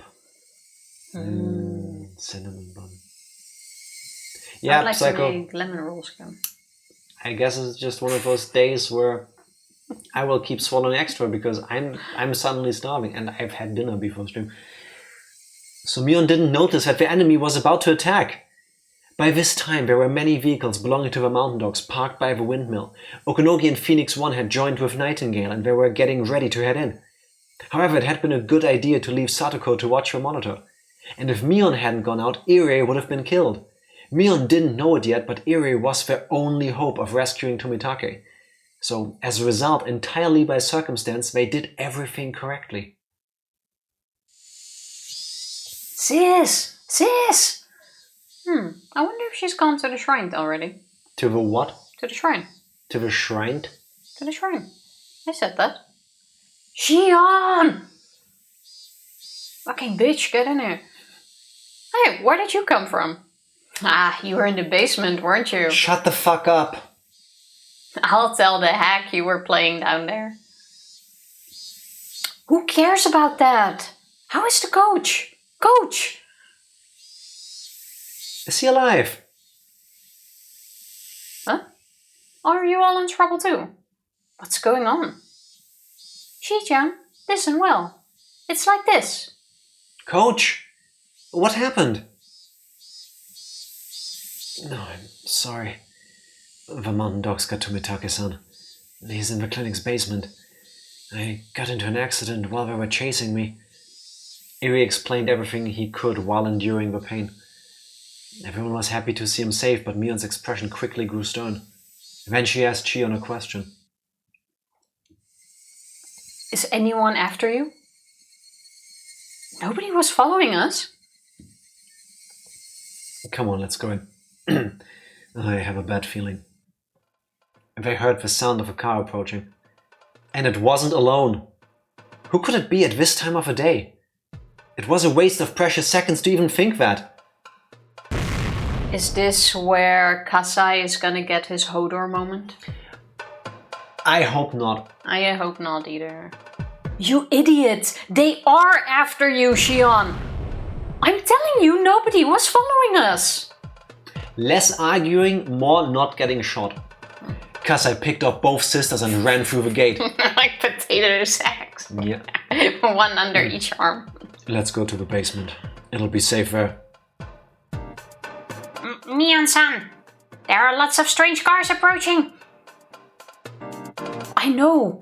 Go back to the basement. I'll shut the door. Where's Rika-chan? She went into the secret room with Hanyu-san. This is Nightingale 6. We found the target. Some of our friends are there too.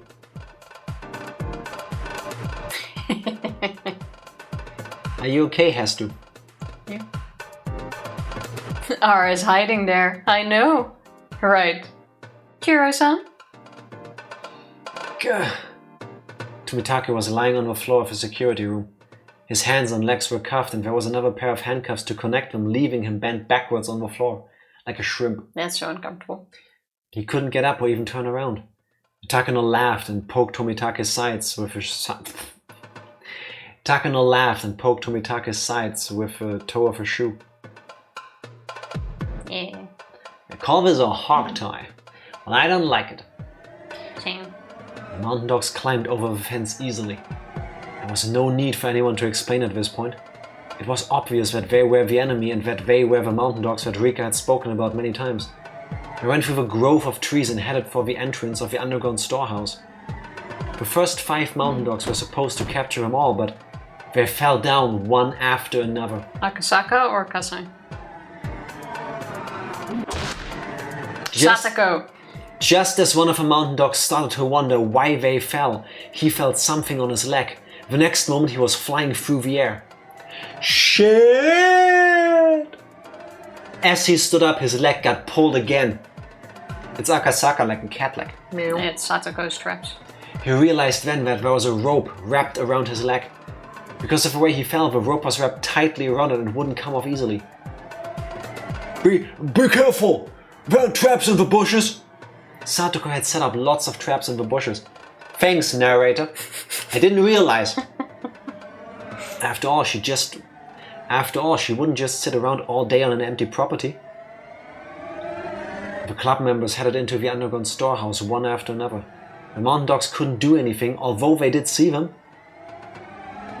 I'm closing the door. Come on, help me. So they now saw Rika and confirmed she's alive. Here we go. I didn't see Rika. She just said although the mountain dogs saw them, they went in one by one. Yeah, they see them go in, but Rika and Hanyu are in the secret room. Why would they leave them behind? Do you not remember the whole Rika, you stay in the hidden room, Hanyu, you make sure she doesn't leave? Yeah, and then they came out. No, Satoko did. Oh, fair enough. Okay, fair. Reading comprehension. Says the one who I had to correct one line after I don't know what you're several times today already. I don't know what you're talking about. I'm without flaw. Sure thing. It was a heavy door, but when they put their strength together, it closed easily. Mion locked the door quickly, putting on the deadbolt for good measure. Do you think this will be enough? Don't you think they'll break this door? Don't you think? I saw 5 or 6. No, perhaps even more cars on the monitor. They're all vans, and I saw strange men inside of them. I don't think this door will be broken that easily, but I'd imagine they're used to doing things like this. We shouldn't underestimate them. Before he could even finish speaking, someone pounded on the door. The second group of mountain dogs had arrived. As if they're gonna open the door because you knock. Although the heavy door was separating them, it wasn't at all comforting to know that the enemy was just on the other side. I'm sorry. It's all my fault. You haven't done anything wrong. Let's go further in. Yes, he has made a mistake. He didn't strip naked when he got in the car. Yeah, let's find out how many there are on the monitor. That's good advice if you feel like an organization is following you. Strip naked. Strip. Yeah. Okay, fine. Leave me out of this. I'm just an outcast. Oh, shut up. I'll explain when I have 5 minutes to spare. Literally us. Nightingale 1 to Phoenix 1. The target's in the basement. There's a steel door here and we can't break through. Phoenix 1, roger that. Shit, the Sonozaki family must be so rich. The property's too huge for us to surround, so we won't even try. Let's join Nightingale. Nightingale, knock some trees down. We'll use them to ram down the door. Phoenix 7 to Phoenix 1, we have some plastic explosives for indoor use. Do you want us to go get them ready? And then they come with a little Lego set of explosives. Plastic explosives are explosives for military use. There are various different kinds, but he was talking about the type specifically made to break down doors. Okanogi momentarily thought it was a good idea, but changed his mind right away. This was a small village. If there was an explosion, everybody would hear. It was daytime and they were on the surface. It was the worst time and place for the mountain dogs to do their job. An explosion isn't a good idea. Wait a minute. What time is it now? It's almost 10 a.m. You missed your stand-up call.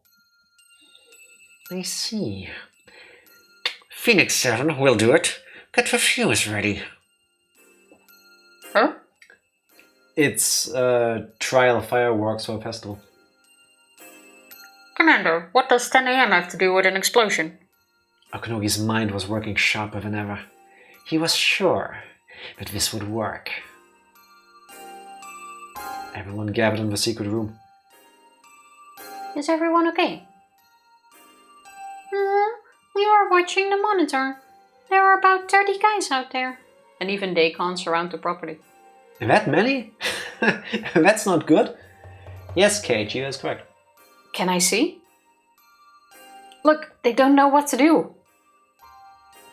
When Mion touched the switch, the screen switched to the view of the entrance to the basement. Some of the mountain dogs were checking out the door. They didn't appear to be trying to force it open. They were simply at a loss for what to do. Jack's voice gets extra weaselly as a Yama-inu. Are you saying my normal voice is weaselly? No, I appreciate you noticing what I'm trying to do. Thank you. What do you think they'll do now? They think we're trapped rats in here. So I'm sure they're going to try breaking open the door. They're probably looking at where to best place the explosives on the door. What the heck? What are they even doing with that lock? They must be thinking of using it as a battering ram. You know what I never understood? Why do police use battering rams, but they don't even bake anything afterwards? Oh, better. No. Okay, sorry. I see what you were trying to achieve, but that one is like a tree. Like the battering ram. Yeah. That one is good. That one is good. Satoko just said they're assuming we're trapped rats. We should get out of here while they're trying to open the door. I agree. Besides, we have to rescue Tomitake-san. You're right. No matter how strong the door is, we'll be in big trouble if they find us. I think it's time for us to escape. Sis, don't you think we should call the police? Oh yeah, we completely forgot about that. Even if a spy is at the police station Even if a spy at the police station overhears us, there really isn't much he can do at this point anyway. Oh wait, she was not being snarky. What? I'm sure Ooishi-san will come right over. That actually kind of makes sense.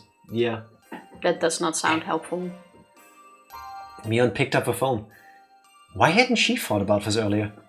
Because Shion's got all the brains. What? They cut the cables. What's the matter? Mion panicked as she tried to listen for a dial tone. The phone! What's going on? I don't hear anything. Oh yeah, they did that the night before Watanagashi already. Comms are down. They must have cut the line. What?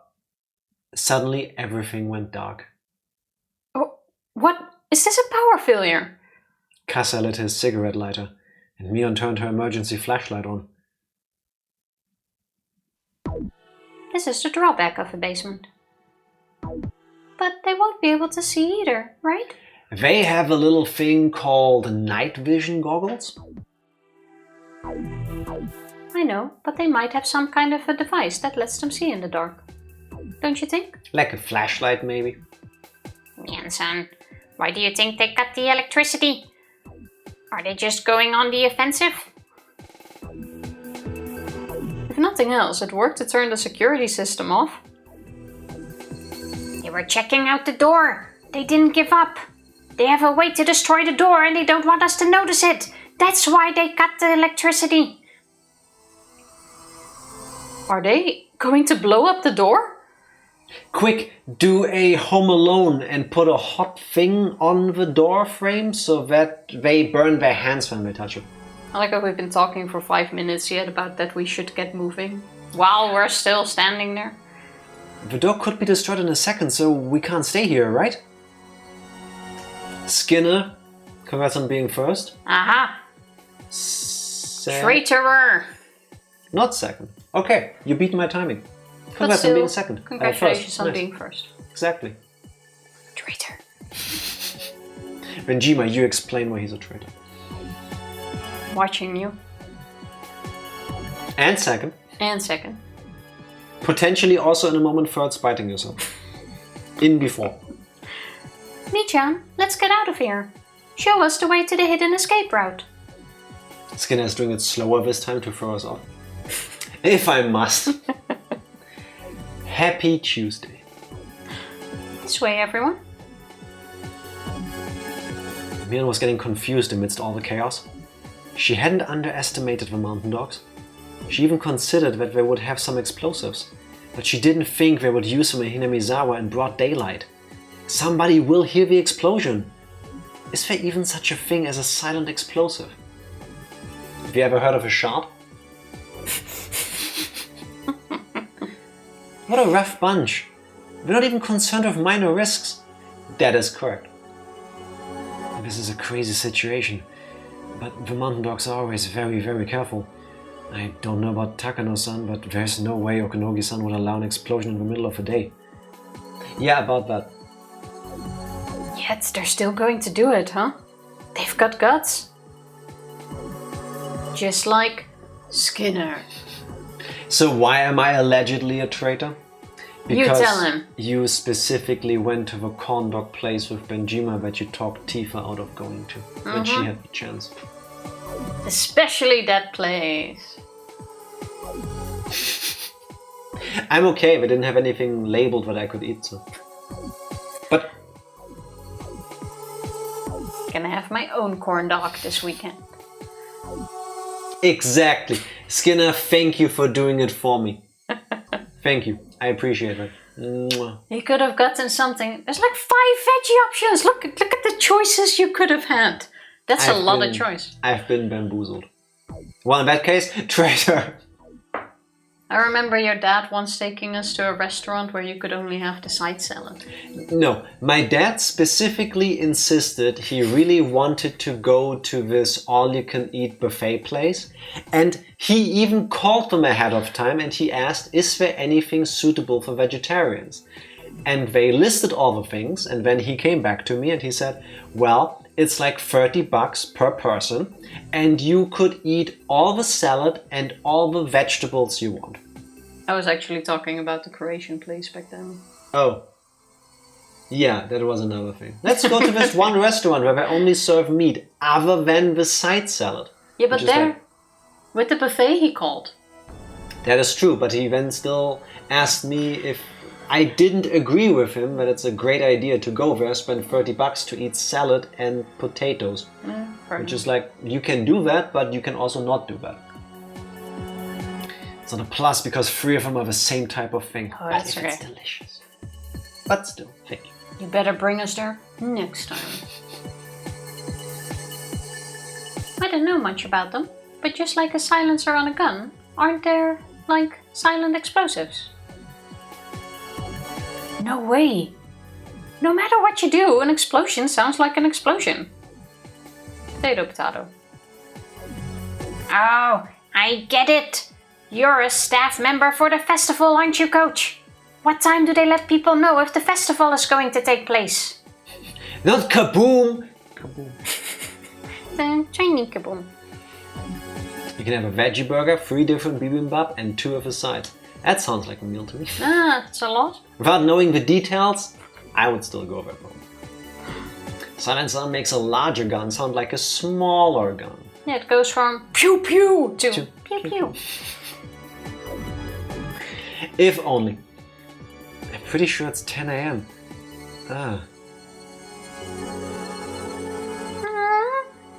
Do you think? Just like on track and field day. If you want to hide a tree, hide it in the forest, huh? No. Huh? No, that wasn't a huh. That was just a huh. Silencers can stink up the room. Do they? Why do I think it's some weird sex thing that Skinner's going for?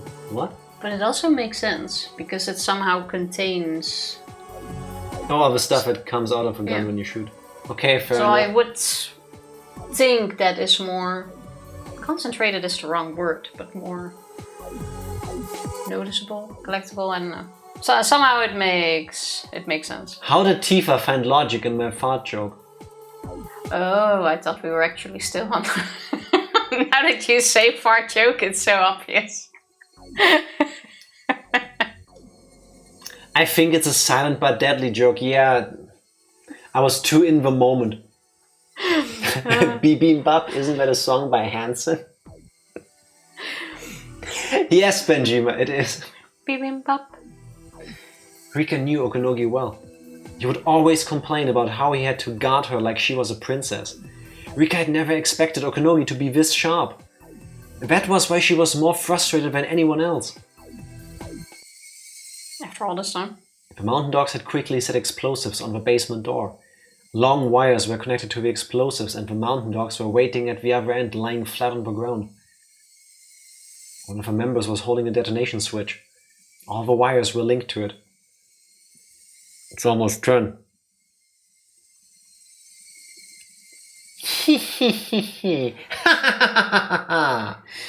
This morning, I thought it was bad luck that this happened on the first day of... This morning, I thought it was bad luck that this happened on the day of the Watanagashi festival.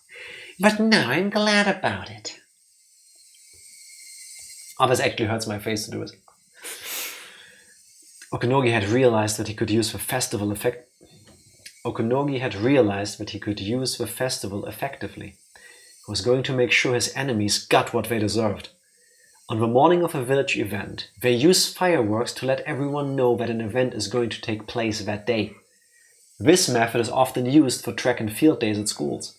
Since Watanagashi starts in the evening, the fireworks go up at 10 AM. The fireworks, of course, make loud explosive noises.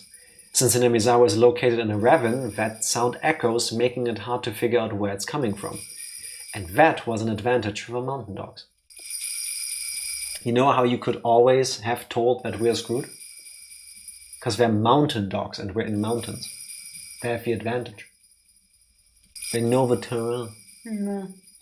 Bibimbap is of course Kinnikuman's wife. I'll trust you on that. If you say it. Now! A loud noise and a shock shook the ground like an earthquake. I looked at her drink, don't worry. The explosion must have warped support beams everywhere. There was a discomforting squeaky noise and dust fell from the ceiling. A discomforting squeaky noise. Yeah, like... Actually, I'm not gonna do that. Squeak. That does sound discomforted. Discomforting. No, discomforted. It certainly was powerful. The explosion must have blown the door wide open. An explosion that took place without anyone noticing it. We noticed. Come on! Are we noticing? This way! Mion led everyone into one of the rocky caves.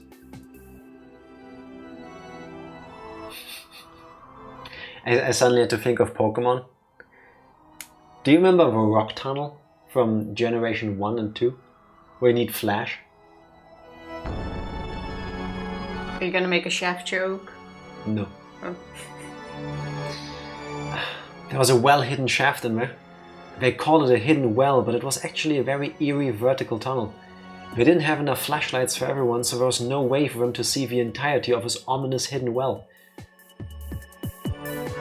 Are you telling us to go down there? How far does this go? There's a horizontal tunnel crossing it after about 30 meters. Need Flash. You used Flash in a rock tunnel. That is true. As a kid in Red and Blue, I remembered the path just by bonking into walls. I played that game too much. We can get into the mountains through that tunnel. Okay, then why don't you go first, sis? You know the way around here better than anyone. Huh? Do I have to? Somebody will have to. Yes, the mountain dogs are coming after us. Who else? Kasai and I will be the rear guard. Come on, hurry up. Okay.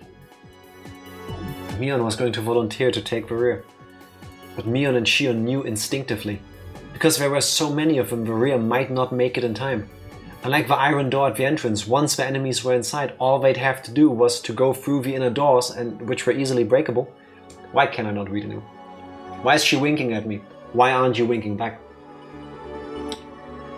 Unlike the iron door at the entrance, once the enemies were inside, all they'd have to do was to go through the inner doors, which were easily breakable. The route was basically a straight line. They probably won't get lost on their way. That's why Shion took the rear guard position before Mion did. After all, she was actually the older sister. Shion wanted to protect her younger sister, who was playing the older sister in this real emergency. Do you really think this is the right moment to inform us on the secret family dynamics? So the entirety of chapter, what was it, 4? 2. In 3 lines. Basically. Mion intuitively knew what Shion was thinking. Mion understood well the relationship between her sister and herself. She wasn't the only one who felt guilty for taking the older sister's position. Because she's a child. Benjima, you'll be happy to know these 2 twins are 18. I mean, still a child from your perspective, potentially, but young adults. Shion felt guilty for making Mion take on the responsibility of a family head. And here finally was a chance for Shion to atone. Mion-san, do you have a key to the armory? Now is the time to open it. Mion silently threw over the key. Kase and Shion took it and ran deep into the rock tunnel. Listen, everyone. It's about 30 meters to the horizontal tunnel. If you fall, that's it for you. It's dark, so be very careful as you go down. If you end up waiting, make sure to light the way for the others, okay? I think only 1 or 2 can go down at the same time. I'll go first. Come on, give me some light. 18 beer, that's a good sollten du. Just use Ranger's Discord bot. What? Makes things easier? I'm glad that Skinner finally got the information he needed. That's younger than my eldest child, so I'm gonna pass. Understandable. That seems like a good measure. Yeah, I get that. Yeah. Mion-san, be careful. The ones with the flashlights, you be careful too. If the lights were on, they could have gone down quickly. There were actually a few light bulbs inside of the well. Of course, Mion had already checked them.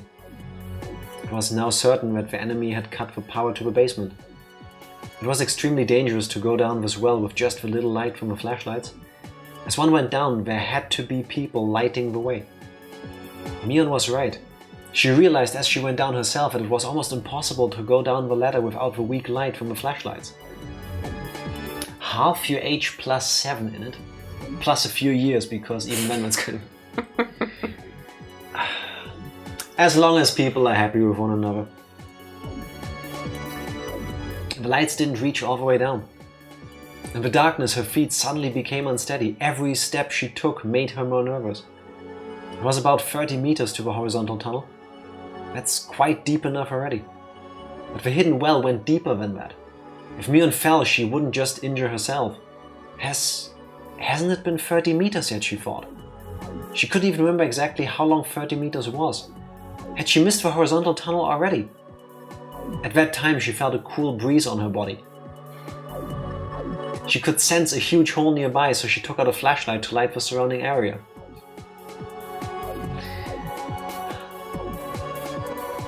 The closest I've gotten to a younger girl flirting with me was a girl saying I look like the guy from Squeeze. I have no clue what Squeeze is. I don't know that either. 27 and a half also seems too young for me to be in a relationship with someone, but casual, yeah. Well, 27 and a half seems alright. Yeah, but you're 30. Are you? How old are you? I'm 30. Wait, you're 33. Yeah, 33. Numbers are weird. I don't know. She saw the black tunnel yawning before her. Tifa? This was your moment to yawn on stream, on command. Oh my god. Hey, be happy I haven't been yawning as much lately. Thank you for getting sleep. That's awfully nice of you. If I start, I won't stop. Okay, so don't stop. You just stopped me. Benjima reminds you that he's 41. No, I still think that is alright. I don't know, I somehow feel like a 10-year difference, especially if you get a bit older, works. But you need to be 40 plus.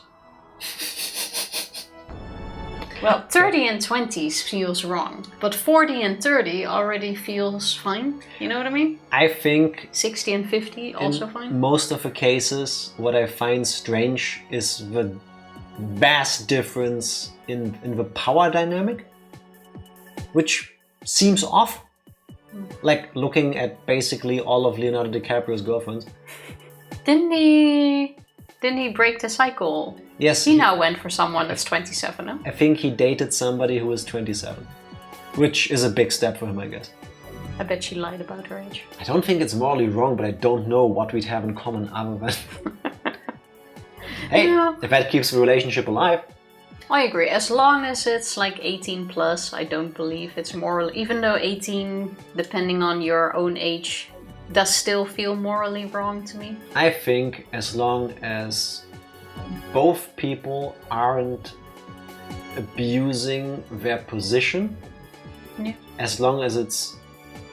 As long as you're happy I wanna and you say know what you're getting into. fully consensual, because again, a 20-year-old dating an 80-year-old is like, that's what you're into, be my guest, but usually there's like there's a certain je ne sais quoi to it. And Yeah, it money. usually involves getting half after a death. And I don't even know the names of all the people you guys are mentioning, so I cannot tell you what I feel about Let me go find this meme. I look forward to it. that. Go ahead. So why were we talking about this? Oh yeah, because Skinner wants to date Shion and Benjima is like, I'm good. Skinner was dating. Skinner was showing his dating formula. Oh yeah. Hey, you're nice to hang out with. Let me just quickly get my math book out. So how old did you say you were? Okay. Here I go. Okay. I found the tunnel. Rika-chan, come down. I don't think it was a laugh. I think it was a... Harrison Ford is Han Solo and Callista was Ally McBeal. Yes, but I don't know how old they are. Like, I know now they're older, I guess. I know Harrison Ford is now like, what, 70? But I don't know how old Callista Flockhart is. Or how old they were back then. Post it. Thank you, Donna. Thank you. Gotta subscribe to that OnlyFriends. You do you. Neon lit up the way from below. Shine bright like a diamond. Okay, you're next, Rika-chan. Coach, you go next, then Hanyu, then Satoko, okay? Let's move. Wow, Satoko after coach? Yes, Should and we before save him. the women and children first? If we're all standing up here arguing who should go first based on what order, we're dying. We also spent half a year arguing about whether we should move or not. So I think we can. Irie wanted to say that he would go last, but Reina gave the order first. We couldn't get into the basement of the clinic without Irie. Without him, they couldn't rescue Tomitake. Their lives were all equally important, but at least for a moment, his was the second most vital after Rika. You ruined it. I know. After you! No, after you! No, I insist! Yeah, basically. That would be Tifa in that moment. Please be careful. I'll light your way. Okay. Come on, everyone, hurry up. Ah! Rika! Rika was much shorter than Mion. She couldn't go down the ladder as easily. Her legs were too short and her left foot slipped. No, I'm okay. Damn it, I'm sick of this life where I never grow up. I'll pass through June of 1983 and I'll grow taller. My boobs will get bigger, yeah, but then they get stuck on the ladder. I won't stay like this forever. Like then you go down the ladder and your boobs just go... Bonk, bonk, bonk. Exactly. Bonk. That's also not ideal, you know? Except the sound is softer, of course. Oh my god. Satoko doesn't feel comfortable with Irie behind her. Understandable. Well, behind her, underneath her. I get that. I saw... well, yeah. It's Irie after all. I was 23 years ago. At the time seemed who? What? Oh wait, Harrison Ford was 60 and Ally McBeal, Callista Flockhart was 38 when they got together. It was 23 years ago. At the time seemed crazy, but if they got together now, no one could give two fucks. Yeah, that's why I think this whole like, oh, it has to be within a certain age range. I don't know. I mean, Callista Flockhart at 38, I think should have enough life experience to decide whether or not she wants to date a 60-year-old man. And at 60, I would think he also knew what he was doing. So, I don't know. That's a large age difference, but, you know, I think they're both in positions where they can decide that very well for themselves without anyone being in a very disadvantageous situation. Like those stories of, oh yeah, I'm the 46-year-old CEO and after my wife recently left me, I'm now banging the intern. Yeah. Do you not see how that's different? It's an ego thing. Yeah, I guess. So you were saying something? No. Okay. Where she had been living for over 100 years, Rika was still afraid of heights. As she fought that fear, she tried to climb down as quickly as possible. And after a while, the light from the top didn't reach her anymore, and Mion's light from below lit her way. Mion's light was enough. The next person could come down. I'm okay. Whoever's next can go. I was 18 and I was grossed out. Why would Han Indy want her and not me? Benjuma, did you ever try to do a Ally McBeal cosplay? Maybe Han would have seen you in that light then. I'm not saying you need to change for Han Solo, but A cheeky show little him wig. that part of you, you know? Stand out. If that's what you're willing to do. Sorry, Hanyu. Okay. Coach, you're up next. Can't Hanyu just go like... She should be able to just phase through the ground if she wanted to, yeah? Exactly. You're a grown man, so go down quickly. Right. I'll go next. The mountain dogs moved forward carefully, wearing special goggles so they could see in the dark. One in front noticed Satoko's traps and stopped the rest of the men. Nightingale 7 to Nightingale 1. I just found a wire trap. Be careful coming in. Also, you know you also talk like that, right? You were making fun of my Roger that. Yes, because that's how I now know, thanks to how you talk, that the Nightingale mountain dog people are trained to talk like. Phoenix 1, there are more traps. Why don't we turn the lights back on? Why don't we go to the wires for the lights and go on, off, on, off, on, off to give him a seizure? Huh? Huh? That's not even the worst strategy. Smart. I mean, it's fucked up, but it would work. Just connect the banned Pokemon episode with... What's the Pokemon called again? Porygon. With Porygon on every monitor in the estate. There's a banned episode featuring Porygon, which is why you never saw it in the original run of the series over in the West. Because they used a lot of flashing lights in that episode, and it caused a lot of kids in Japan when it aired to actually react to it. So they canned the episode. It's one of the lost ones. Together with one where Team Rocket uses actual guns to shoot at children, which is like, that's a bit much. Dress up as Ally McBeal? No. Dress up as the Uga Shaka baby? Yes, because I was a baby once. Actually... Pokemon didn't exist in 1983. Well, if Pokemon was so great, why didn't it? It's not even Porygon's fault, though. It wasn't because of Pikachu. I haven't seen the episode, I couldn't tell you. I believe it was indeed Pikachu's fault if I saw a meme about it, but... I have never seen that episode. I need to find it. It's probably somewhere. Idiot, that'll only help him escape more easily. We must be having problems trying to escape in this darkness. We have to give them as much trouble as possible. Corner them in the darkness and we'll get them. This is a huge cave system. There must be another way out. They won't even try to hide. They won't try to hide. They'll try to escape. How does he know? Give the assault unit some firearms, bulletproof shields and grenades. The Sonozakis are basically a major Yakuza family. Assume they can counter us with smuggled guns. Which means watch out for those tripwires and claymores. Unless you want to end up with thousands of lead pills in your body, they'll shred you apart. Should have used bear traps. Could have worked. And one with Bikini James. I've seen that one. Wait, that's a lost episode? No, yes, it was taken at some point. The one where James has fake boobs? And he gets them bigger and bigger and bigger and bigger. I'm quite sure I remember that one. Because I think that one we've seen. Turns out the guy who runs the Safari Zone is an American, which means he just waves a handgun around in people's face to threaten poachers. Kinda understandable, honestly, but, you know, for kids, it kind of clashes. So, what happened to my hair? I have an ahoge. An idiot. It's fine. Roger. Satoko's traps were effective only because they were professionals. I thought they're not What? effective because... Satoko had assumed any professionals would misinterpret her traps as more dangerous ones. That was why she ran wires everywhere. And Satoko was right.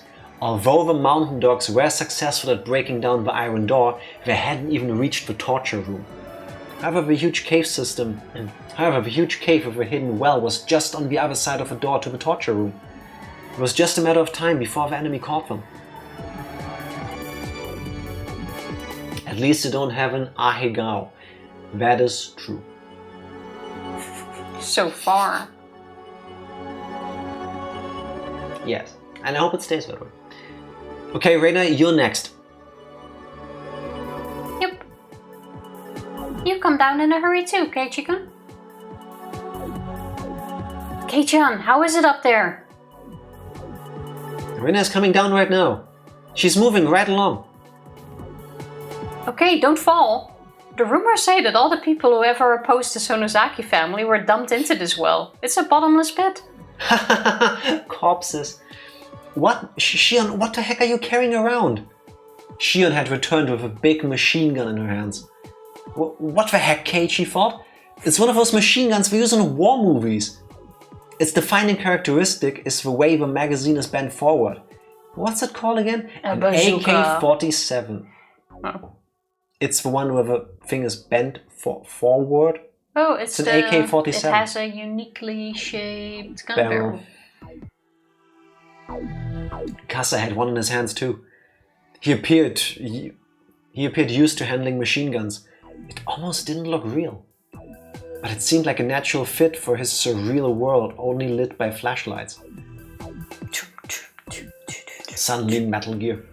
Welcome in, cowgirl. How are you doing? Long time no see. How you've been? Shion retrieves the guns of another Ronin. What?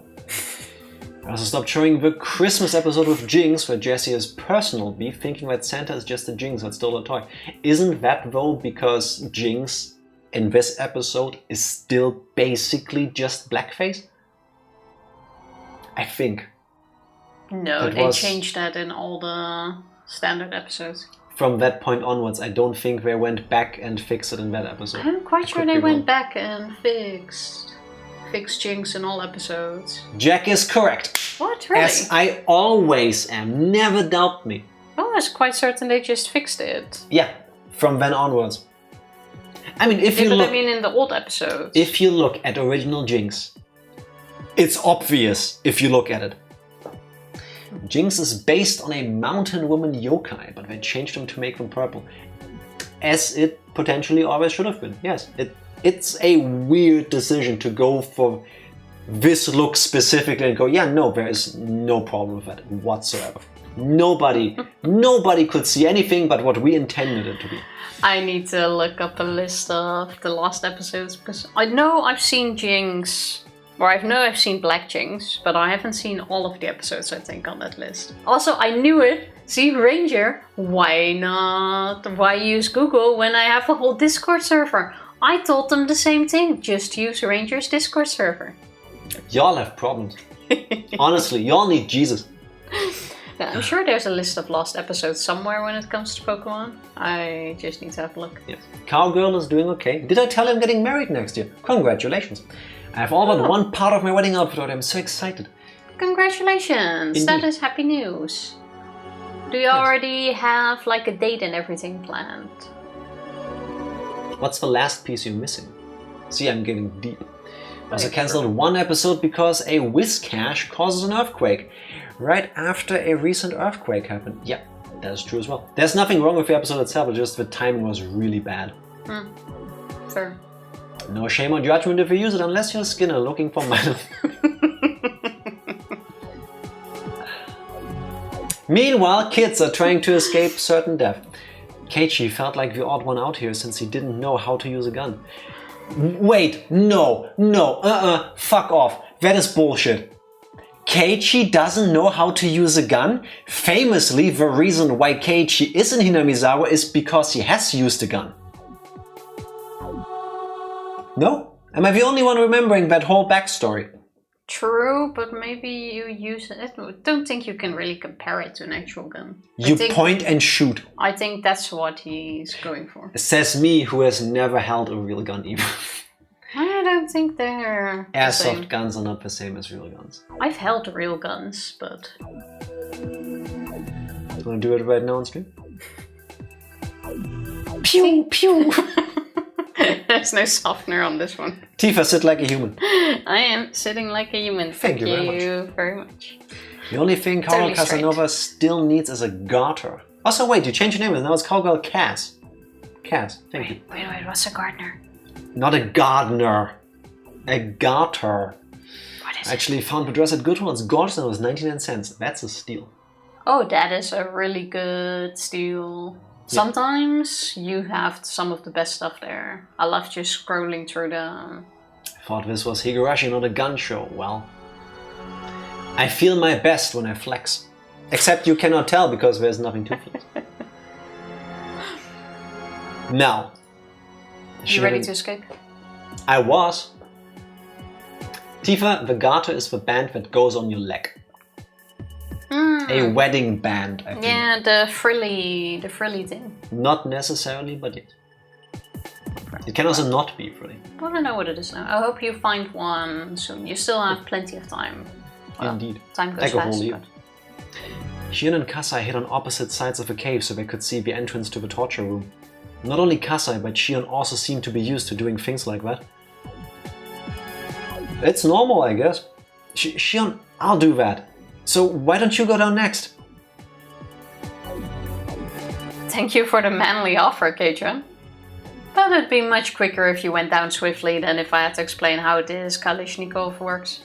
Kalashnikov. And this is Shion, she has to know how to say it. Oh. It'd be much quicker if you just went down swiftly than if I had to explain how this Kalashnikov works. Don't worry.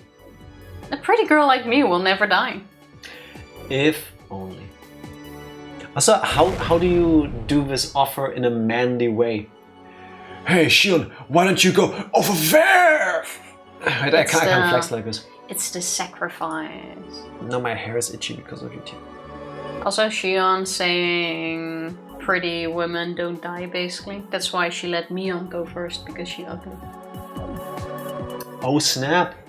Oh damn, beef in the Sonozaki family.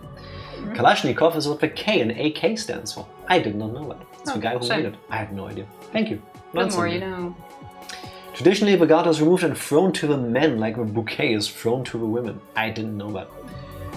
Found some pretty great stuff at thrift stores. I also found my shoes and a cute roughly white tank top to wear under the dress at Goodwill too. Nice. Maybe you'll find a garter there too at some point. I love checking out thrift stores. Sometimes there's a lot of junk, but you also have like these small treasures in there. That's what makes it fun. Exploring. I'm trying to think of how many things you've bought at thrift stores. Not that many. My adorable books sometimes. My adorable cow mug. A cow mug? That's true. I used to more in the age. Like every day after school, if my grandmother picked me up, we would first go to the thrift store. Fair enough. Dress was originally $2.5 grand. Damn, that's a steal. That's very nice. GG's. As Shion winked at Keiichi, they heard a door being knocked down nearby. Immediately, Shion and Kasai's looks turned stern and they took cover behind the rocks, aiming their guns into the darkness. The enemies had entered the torture room. There was a flashlight next to the door. Kasai had left it there. The mountain dogs seemed to be able to see in the darkness even though they couldn't. So it was an improvised solution. The footsteps of the mountain dogs were growing closer. They were passing through the torture room. In other words, the door was the only thing separating them from their enemies. Better hurry up. Keiichi-kun!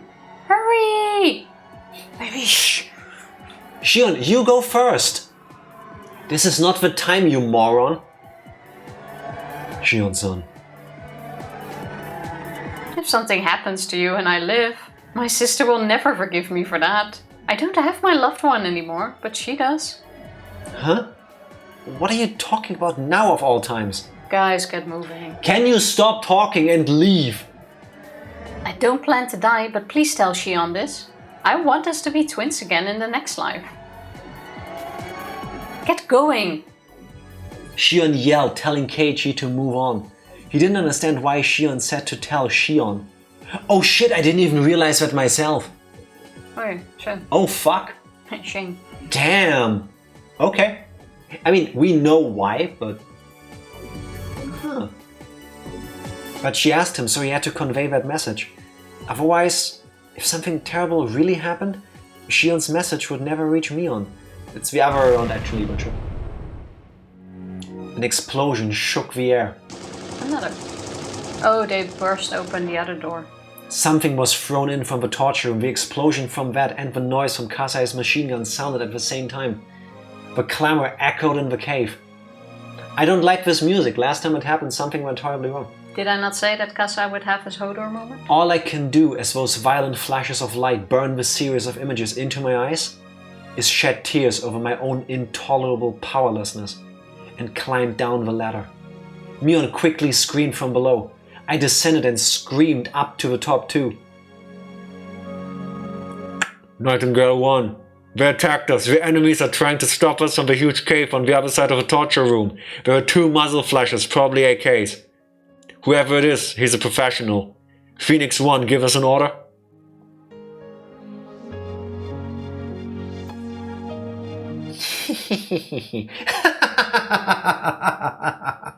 There we go. Our opponent is a professional. Don't go in unless you graduated from the killing house. Nightingale 1 and 2, Phoenix 7 and 8, get ready to move in. How many firearms do we have? We have 4 MP5s and plenty of grenades. We can't trust our bulletproof shields, so we abandoned them. There's a flashlight on the right next to the entrance. I'm assuming they don't have a device to see in the dark. Nightingale 1 here, we're going in. Throw in some stun grenades when I give you the signal. While the enemies were quiet, Kasai changed his magazine. Is this really the best moment to read a paper? My mom showed me one online that was so pretty. I guess what all it does. So it's still available. I'll probably go with that one. Oh wait, we're on the garter, right? Yes. And also serve as my something blue because you know it's blue, but I also have a blue necklace. Yeah, that matches. Fair enough. The word for phoenix is otori, god bird. It's all about the total picture. Feels so on the nose. Shion-san, that's enough. Please go. If I go, they'll all fire at you while you reload. You can't do it by yourself. There was a contradiction in what Shion just said. According to her theory, the last 2 can never escape. Mion kept shouting from the tunnel below.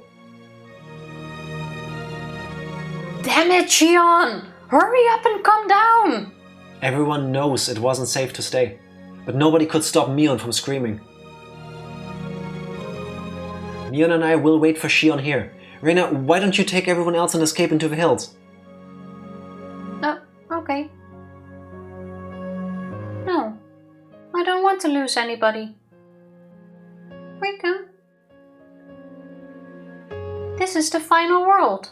There is no more starting over. I don't want either Shion or Kasai to die. I don't want the future like that. Me watching any movie, reading any book with anything remotely above low stakes? I don't want these characters to die. I like them, damn it. I know we can't redo it, so no, I don't want it. Shion, please, come down! As they looked up to the top of the well, they saw a violent flash and heard a roar.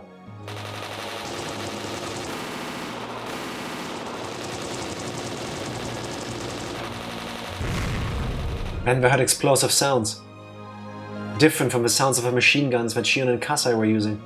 They also heard a tinkling sound.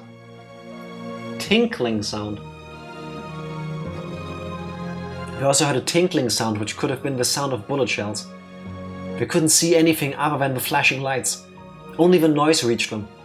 When everything stopped, after a little silence, footsteps that didn't belong to Shion or Kasai gathered at the top of a well. They could hear hard-soled shoes kicking the bullet shells as they walked. It's clear. Nightingale 1 to Phoenix 1, we've secured the loopholes. That voice echoed down the well, and Mion and the others heard it too. They didn't know how to react.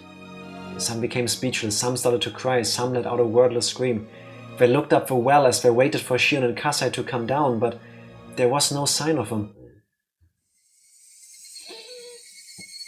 My stomach agrees and needs a short break.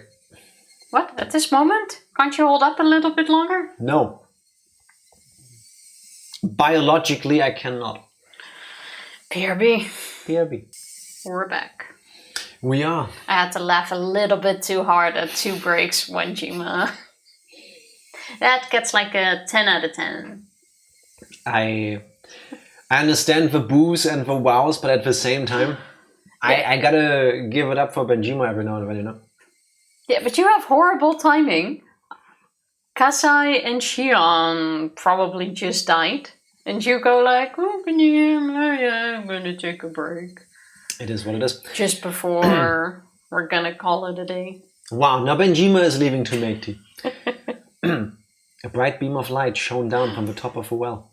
Irie grabbed Mion and Keiichi's collars and pulled them back, but they could see in the dark. They might already know that Keiichi and the others were hiding in that horizontal tunnel. Roger. We'll try. Can you hear us? You don't need to reply, just listen. A guy shouted from the top of the well. We want the Queen Carrier, Rika Furuta, and Director Kyosuke Irie.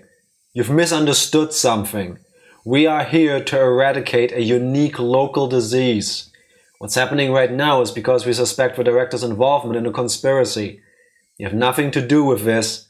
Turn them over to us. Then why don't you just kill our friends? And if you go, oh, they were shooting at us, well, you exploded the door. I had already turned all the flashlights off so nobody could tell what kind of expressions were on each other's faces. But I could sense Mion's expression distorting.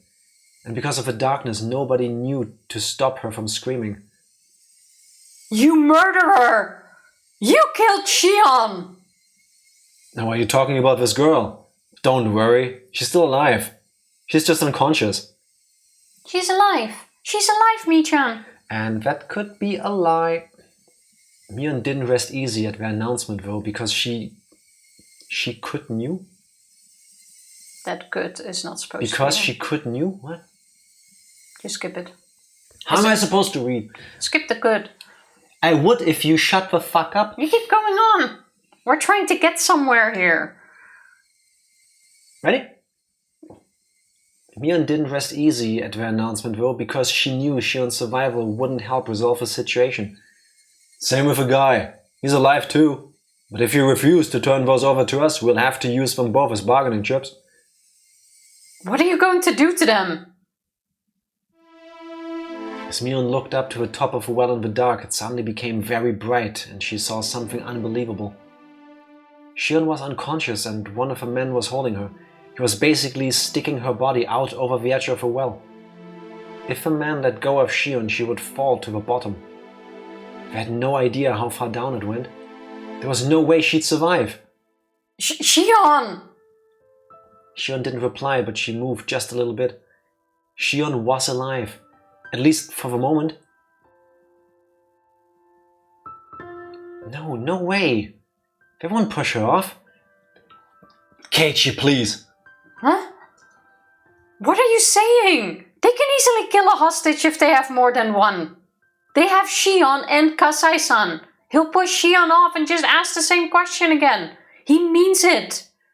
Mion lashed out fiercely at Keiichi. Fair, that was one of the dumbest things he ever said. He regretted saying what he just did. Good. Then again, none of these people should ever be in a situation like this. I'll give it a little time to think, but after 60 seconds, this first hostage will go down. Think it over very carefully. What should we do? Mion was half crazed with fear and panic. Akasaka, he's gonna save a fucking day. Akasaka is gonna come into the Sonozaki tunnel system from the backside, runs past the Scooby gang, jumps down the well and then dragon punches all the way up. Would be interesting, but... They want me. Let them think Rika-san has already escaped. I'll go. They should be satisfied with just me. That plan sounded like the best idea for minimizing damage, but Reina quietly spoke up. No. Shi-chan and Kasai-san risked their lives to buy time so we could escape. If you went back, what they did would be wasted. Then what do you suggest we do? Are you saying we should let Shion die? Are you saying you don't care if she dies, Reina? Fucking damn you! Please stop, Mion-san. I don't know what to do either. Because Shion-san is my Nini. Or my Nene. Oh, Satoko. Shion! Mion started to cry as she held Satoko's head. The mountain dog's beam of light shone into the horizontal tunnel. Their eyes had grown used to the darkness, so even with a little light they could sort of see another. But so what? This was a desperate situation and Mion and Satoko continued to cry, like the Higurashis. Reina bit her lower lip, trying to hold her feelings in. Irie simply looked down. And as for Rika and Hanyu, they were restless. What do we do, Hanyu? I don't know what to do. We say, Yugi, welcome in and please enjoy your drink. What he says. How you doing? I'm gonna join you. Cheers. Imagine the person who needed to read the line drinking. I don't know either. Hey, you're a god, aren't you? Do something! Do something! That's a fair point. Why don't you throw lightning at them? Oh, wait. Use your psychic powers to knock the enemies down. Help Shion. Only a miracle can save her. You're a god. Make a miracle happen. Or do you not believe enough, Hanyu? They all heard a strange sound. Everyone was surprised to see what caused it. Hanyu just slapped Rika in the face. Rika, listen to me. Oh, it's the fifth dimensional being music. Hanyu? We both have experienced many worlds, and we have learned much. Sometimes you learned, and sometimes I learned. We've learned so many important things, and now in this world, we've learned the most important thing. Something we've been pursuing, something we finally got. Do you know what that is? Mountain dogs in the background, like 60, 59. 60, 59.8, 59.7. Talking is a free action. It was how to make a miracle happen. A miracle is like a number you get on a die.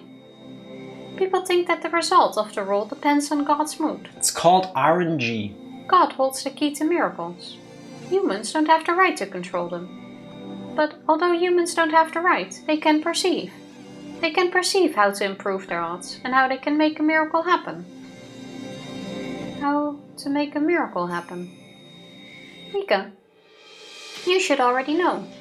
You learned it before I did. This world must be precious to you. Why don't you try it? This one last time. I feel like fucking selfish gods. I know, right? What's she trying to get at? I feel like this is super important. I think she's trying to say that you can forge your own fate.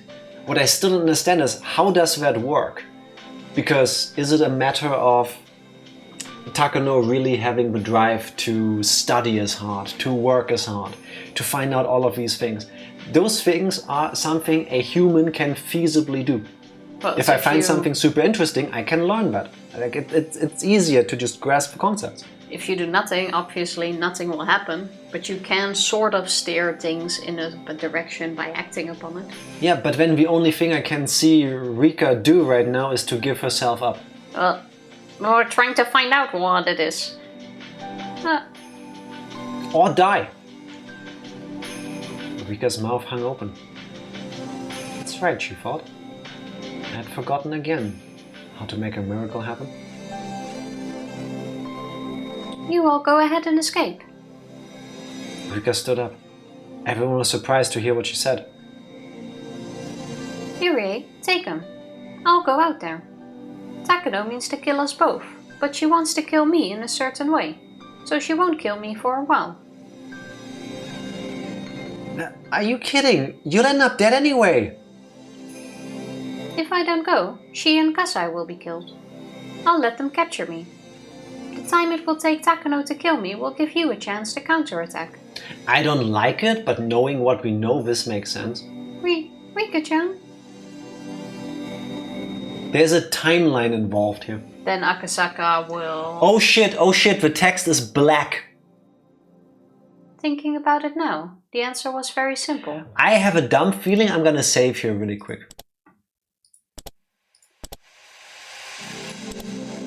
I'm guessing this is the being. As she spoke, Rika stepped out of the horizontal tunnel and reached the ladder. The beam of light shone down upon her. In this dark world, her figure seemed almost holy, like someone receiving a divine revelation. Because we all believe we can win. You, me, and even God believe in it. This is nothing. Nippon. Question. I mean, you cannot answer because spoilers, but is the text black because the background is a bright white, or is the text black because thing is happening? Hard to say. Rika's smile told them that she trusted them 100%. She believed someone would come rescue her before she got killed. That was why she didn't mind letting the enemy capture her.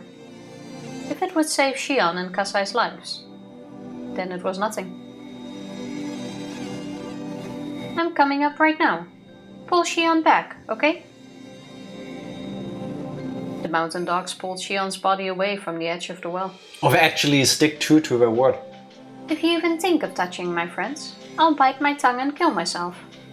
Takano wants to kill me personally, so if that happens, you'll be in big trouble, okay? Alright. Come on up. It's probably the white background, because why would Nightingale also be black? The text is black because we're taking off.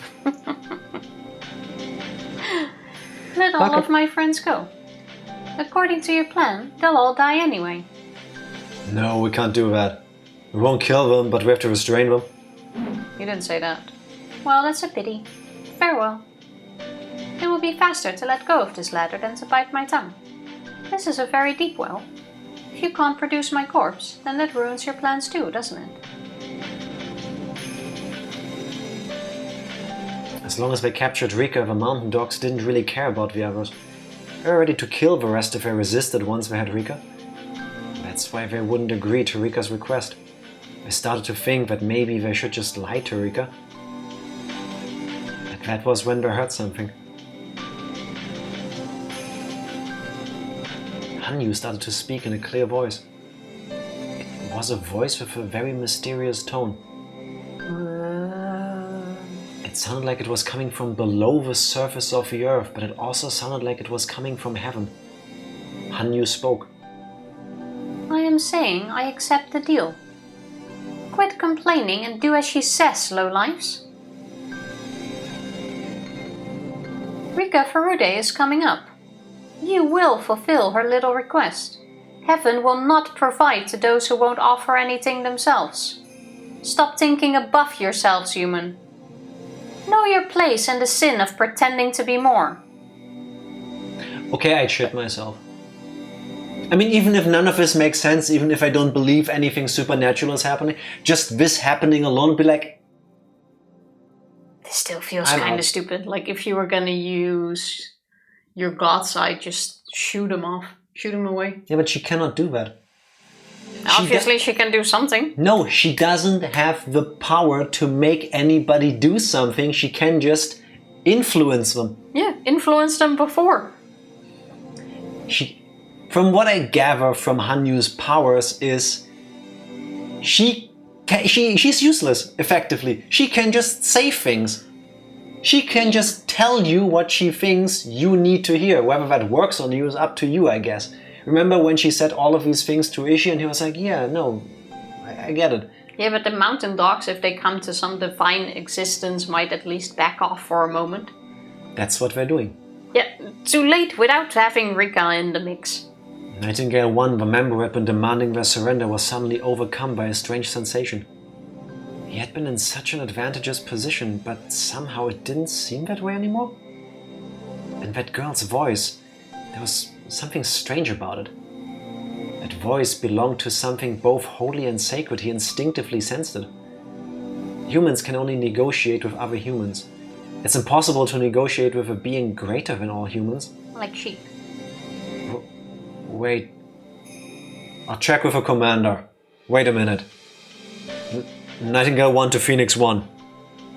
He had been very threatening until just a minute previous, but he had grown completely perplexed. Everyone was stunned by Rika and Hanyu's mysterious auras. If it works, it works. I guess. Yeah. We will come rescue you. Right away, okay? Irena muttered as she tried to hold back her tears. No time to cry. Sorry. Okay, we'll accept your request. We'll let everyone else go. Rika Furude, you come up. Major Takano says there's something she wants to talk to you about. Okay, I'm coming up. Beep-bop.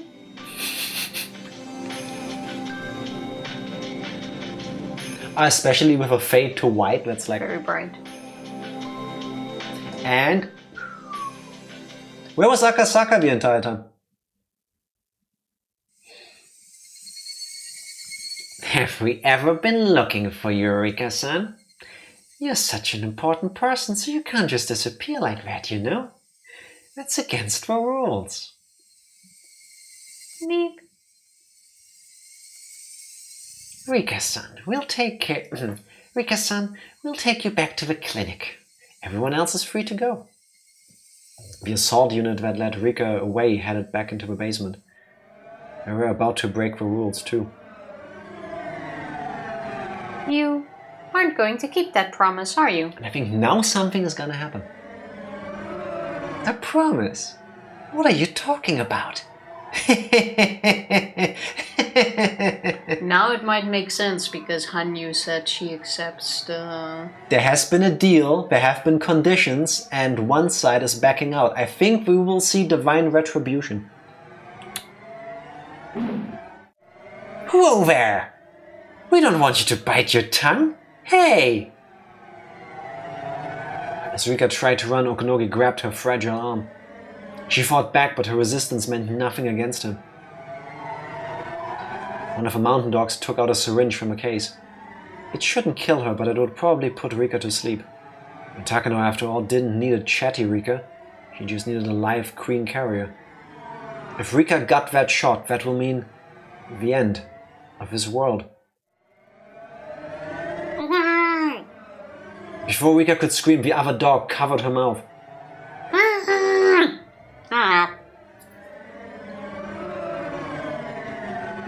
There were two! See, I was trying to help you. Hurry up and give her a shot. The dog with a syringe drew closer to Rika's arm. Rika was being grabbed from behind and her mouth was covered. There was no way for her to fight. I believe. Even if I'm asleep, I believe. Rika kept repeating that in her mind. She believed that someone would wake her up. And that the first thing she'd see when she opened her eyes would be her beloved friends. I hate Okunogi. I hate Okunogi even more when he's color swapped. It happened all of a sudden. The man with a syringe spun twice in the air and dropped to the ground. There's Akasaka. Nobody, including Okunogi, could understand this sudden phenomenon. It defied the very laws of physics. Rika couldn't understand either. The man who was holding Rika from behind spoke up. I made it. His voice had such a heavy feeling imbued in it. I regretted it in countless words. Whenever I realized that it was too late.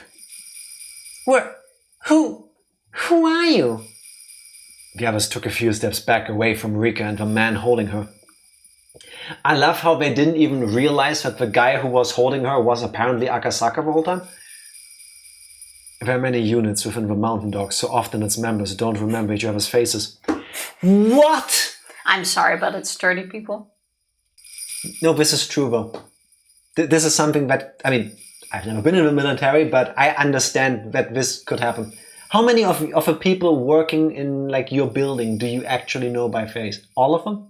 There was a time I used to know all of them, yes. There was a time, and now that time isn't there. Yeah, because now I don't socialize anymore. I don't think Okonogi also influences, socializes. No, I'm sorry. Here I'm calling bullshit, especially if you are a secret organization specialized in murder, underground operations, spying, and all of this. No. You need to know who is in your team, because otherwise it's so easy to get infiltrated. I'm calling absolute bullshit on this, and I am really annoyed at this bit, and this is a hill I'm going to die on, and you cannot tell me otherwise. Counterpoint 1. To be fair, Akasaka looks like the average Japanese man. Yes. Counterpoint 2. I remember playing Metal Gear Solid 3. Just put a lab coat to sneak into a base. Yes. Counterpoint 3. Good God, because I still had face camera. Counterpoint 3. Henry Cavill was cast to play Superman. And Henry Cavill is not a dumb person. Henry Cavill, there's video of this, asked his friend, hey, you know, I'm really happy to be Superman and all that stuff, but don't you think it's really dumb that people don't realize he's Clark Kent because of just the glasses and the little bit of a hair tussle? Like, that's stupid. So... yeah, and those who work with him, no. So, Henry Cavill stood at Times Square underneath a ginormous poster with his face on, with glasses, and he got approached by several people. Not one of them realized this was Henry Cavill. Yeah, because you don't expect to find him in a certain place. And you don't expect one of the Mountain Dogs to not be a Mountain Dog. For all we know Why can't I finish my sentences when you like this? For all we know, in a moment, we're gonna get to a line where Akasaka beat up the Mountain Dogs coming after him and he stole their outfit. So at least he looks like one of the incognito members. Besides, do you really think Okonogi, who is on record in one of the last streams, he doesn't like the other people he works with because they're just civilians, they're just engineers and specialists. They're not battle-hardened like him, so he barely even gives them the time of a day. Do you really think he would know what his incognito mode people look like? For a secret group on an operation, that is amateuristic, and I stick to that point. Tifa doesn't go outside much. Amateuristic. There were just too many units and nobody really paid attention. All of the Mountain Dogs were more or less well built. But this man had an excellent physique. Even Okonogi noticed that he'd never seen anyone like that in one of his units before. Rather, he actually wanted to recruit him. But... your hands are ice cold, don't touch me. Because I'm a cool guy. This is what I've been longing to tell you all this time. I'm actually cold. Rika-chan, I came to help you. Akasaka! The hands that were holding Rika left her shoulders. They left ever so gently. Damn you! And as soon as they did, they transformed into a pair of furious fists which implanted themselves in the faces of a man attacking him from behind. They flew through the air. Akasaka hit those two without even turning around.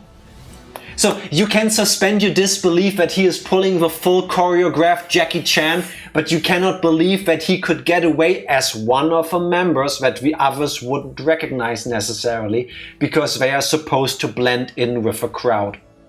No, I can't get that, but that doesn't annoy me as much. This annoys me, because that just seems like convenient writing at this point. The After all Superman of this. Clark Kent thing has been proven true several times, but I feel like Jimmy, Lois and the rest would definitely know it's him if he didn't have space magic protecting his identity.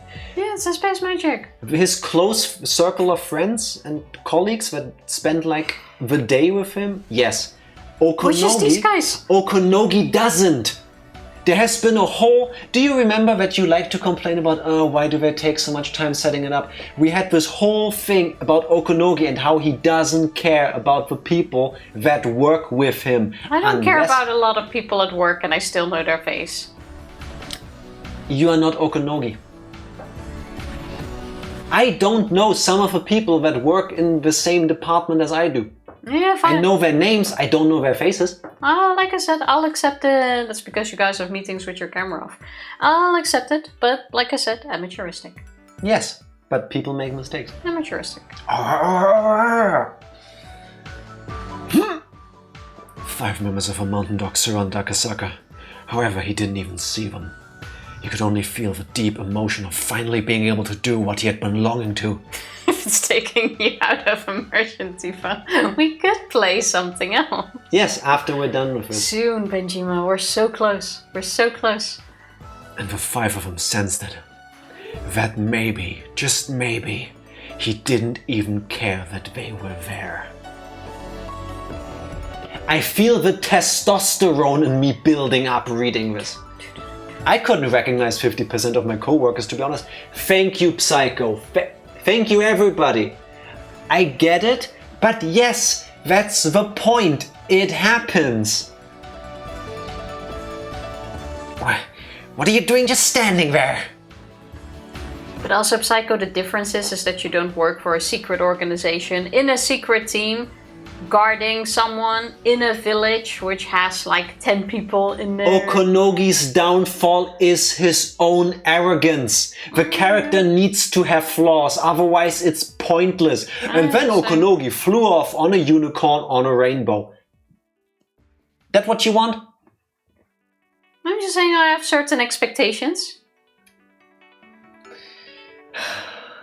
Ken Kenobi? No, this guy. Now let me get in the flow. Get him! On Okonogi's signal, the 5 mountain dogs bore down on Akasaka. Don't make me do another command. Do it, Psycho, do it. Put Tifa in her place. Yeah, I already said I'm accepting it. Now shut the fuck up and accept the manliness coming through the To screen. be fair, you stop reading. Rika-chan, stay low. Okay. How much lower can she stay? He's like... Rika dropped on the ground and Akasaka was left standing. Akasaka, who came back to keep a promise he made with a girl 5 years ago. But his promise was worth more than 5 years. Rika knew that. Akasaka probably understood it too. It's worth 100. The promise went back 1. You get it, then why do you complain so much? I'm just saying that is amateuristic. And that's the one thing I do not expect from a secret organization. Tifa, I just said that. We are animeing over here. Shut up. Yeah, somehow the animeing I can even get. The promise went back 100 years. For 100 years, he regretted not being able to save her from the conspiracy. He believed that one day there would be a miracle and he could travel back to this day. That was why he continued to train himself. His strong will and Rika's wish made that miracle happen. That one and only miracle allowed Akasaka to be here in Hinamizawa in June 1983. The first one went down in the time it took Okonogi to blink. Lowering himself to grapple Akasaka had proven fatal. He wasn't so soft as to let such perfect openings go by. Did you see the... Akasaka's hand smashed into the back of a man's head. His blow was powerful enough to smash a pillar of ice or shatter a mountain of tiles. As it happened, Akasaka was holding back a little so that his target wasn't too injured. He is Spider-Man! Akasaka goes all out from the very first shot. That's why he only needs one shot. He is unrelenting.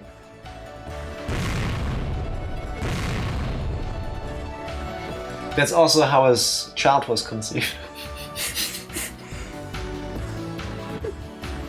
He isn't a selfish lover, but all it took was one shot. Tell me, everybody, if you had one shot, one opportunity, one chance, would you capture it or let it slip? Imagine someone stalling. I do it for my throat. See, I have a reason. Akasaka's well-trained fists continued to knock down the mountain dogs, one member for every time Okunogi blinked. One hit per opponent was all Akasaka needed. This was the true essence of karate. Akasaka's colleagues praised and feared his power. His power is like armor-piercing ammunition. Why did they have to make that bright? Because it's fucking awesome! And if you don't believe that punches can be like armor-piercing ammunition, I recommend to you our playthrough of Shenmue. Weapons were useless against him. No matter how hard his victims tried to protect themselves, it meant nothing to Akasaka. But he was too strong for the mountain dogs to even understand that. It was as if he was a giant that had to crane their necks up to see. Akasaka didn't even give them the time to think. Someone from the mountain dogs must have called for backup. About a dozen more members had arrived. I'm guessing I made it just to the end of the stream. No, there is manliness happening. This will last until it's over. This is a scene we need to finish now. How are you Hello, doing, Ruben? Happy Tuesday. Don't worry, Rika-chan. As long as I'm here, I won't let them touch you. Beep. I'll draw some pictures while I wait then. As Rika stayed low on the ground, she picked up a stick and started to carve into me. What the fuck? You cannot do this to me! 5 minutes ago, in the story, there was Mion screaming her lungs out about the death of her sister, and now with this? Do you need me to do these lines, by the way, for your voice? As Rika stayed low, I'm getting emotional whiplash. Akasaka, based! I love the scene in the anime. This is Shenmue. Spoilers, no spoilers. If you like this, watch our playthrough of Shenmue yourself. As Rika stayed low to the ground, she picked up a stick and started to carve into the dirt. Beep. That made Okunogi even angrier, but he calmed himself down. Why does Okunogi hate cute things? Oh wait, it's Okunogi, not Akasaka. Because it's an insult. to Yeah, them. I was confused the character. Also for Okunogi, who was all like, oh, I need a real fight, and all of these others are weak, and I want to battle. He's just like, standing there all limp-dicked, like, attack him! he's like, you guys go, I'll stay here. I thought you wanted to battle. Then, the warrior's intuition resting on Okunogi's blood came to a realization. Numbers didn't matter. Even the full force of the mountain dogs wouldn't be able to defeat this monster. All the combat units were still down in the basement. There was no way they could take him. Oh, there we go.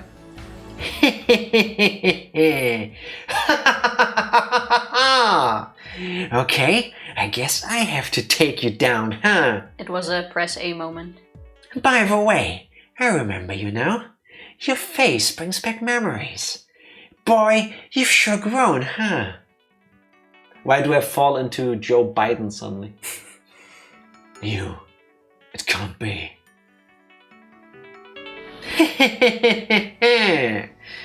You don't recognize me.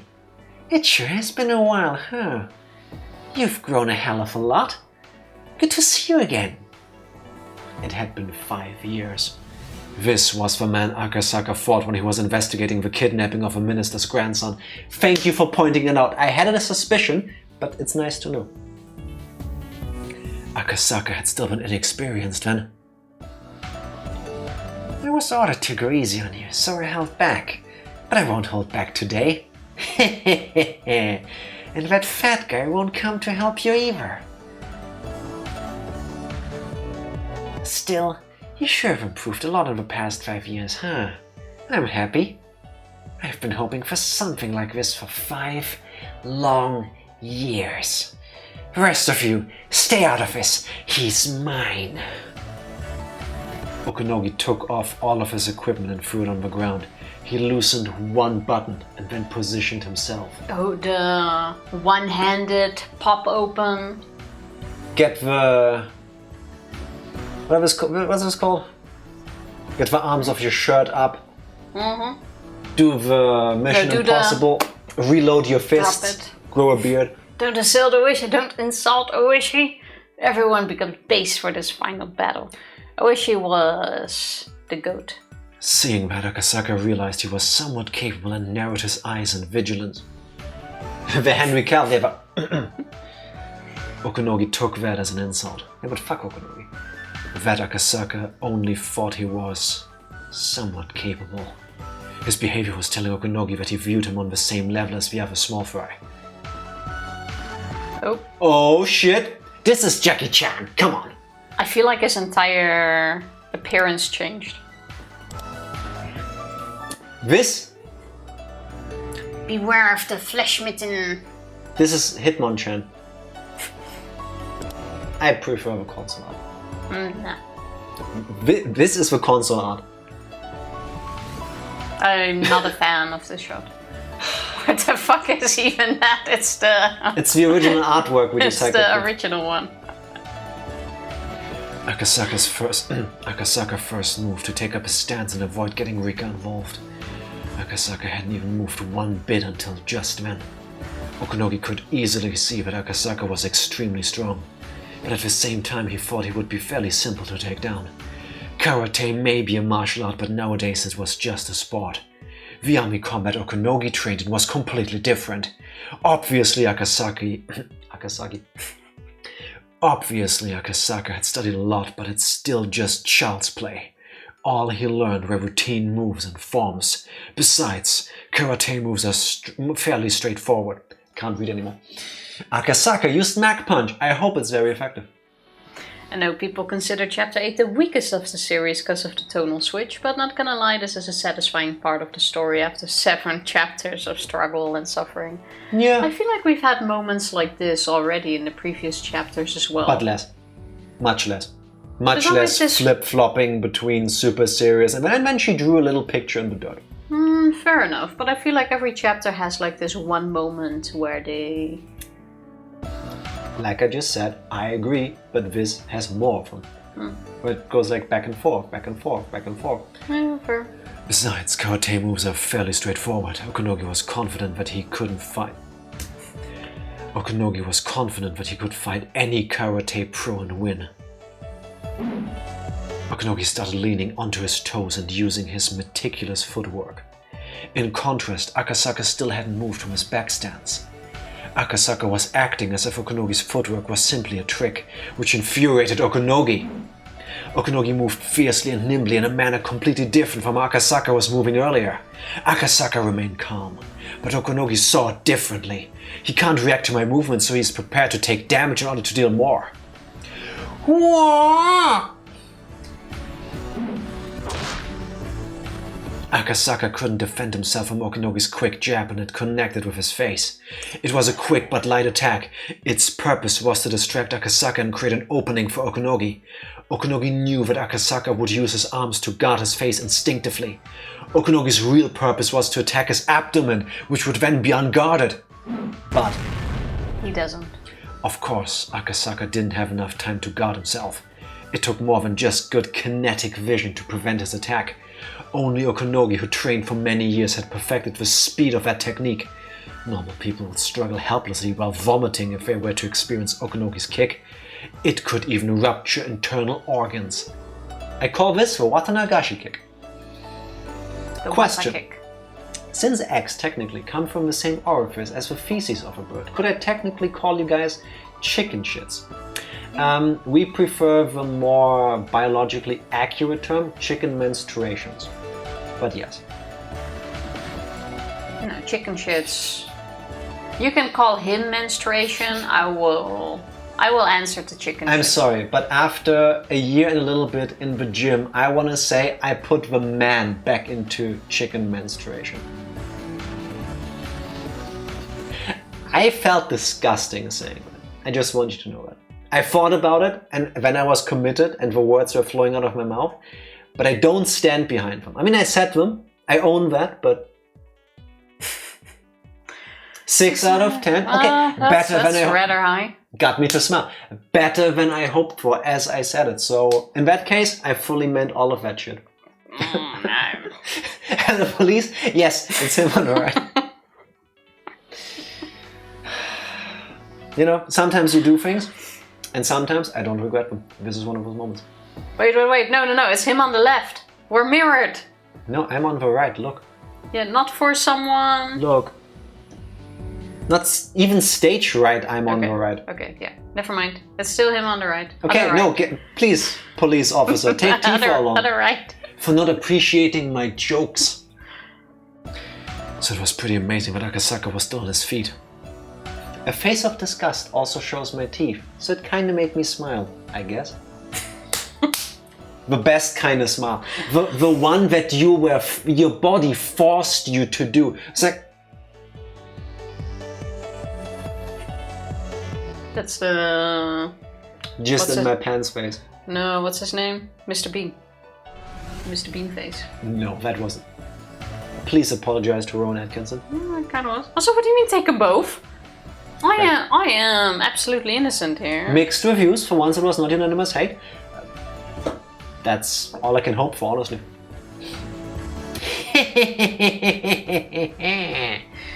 What's the matter, Mr. Karate? Can't you fight back?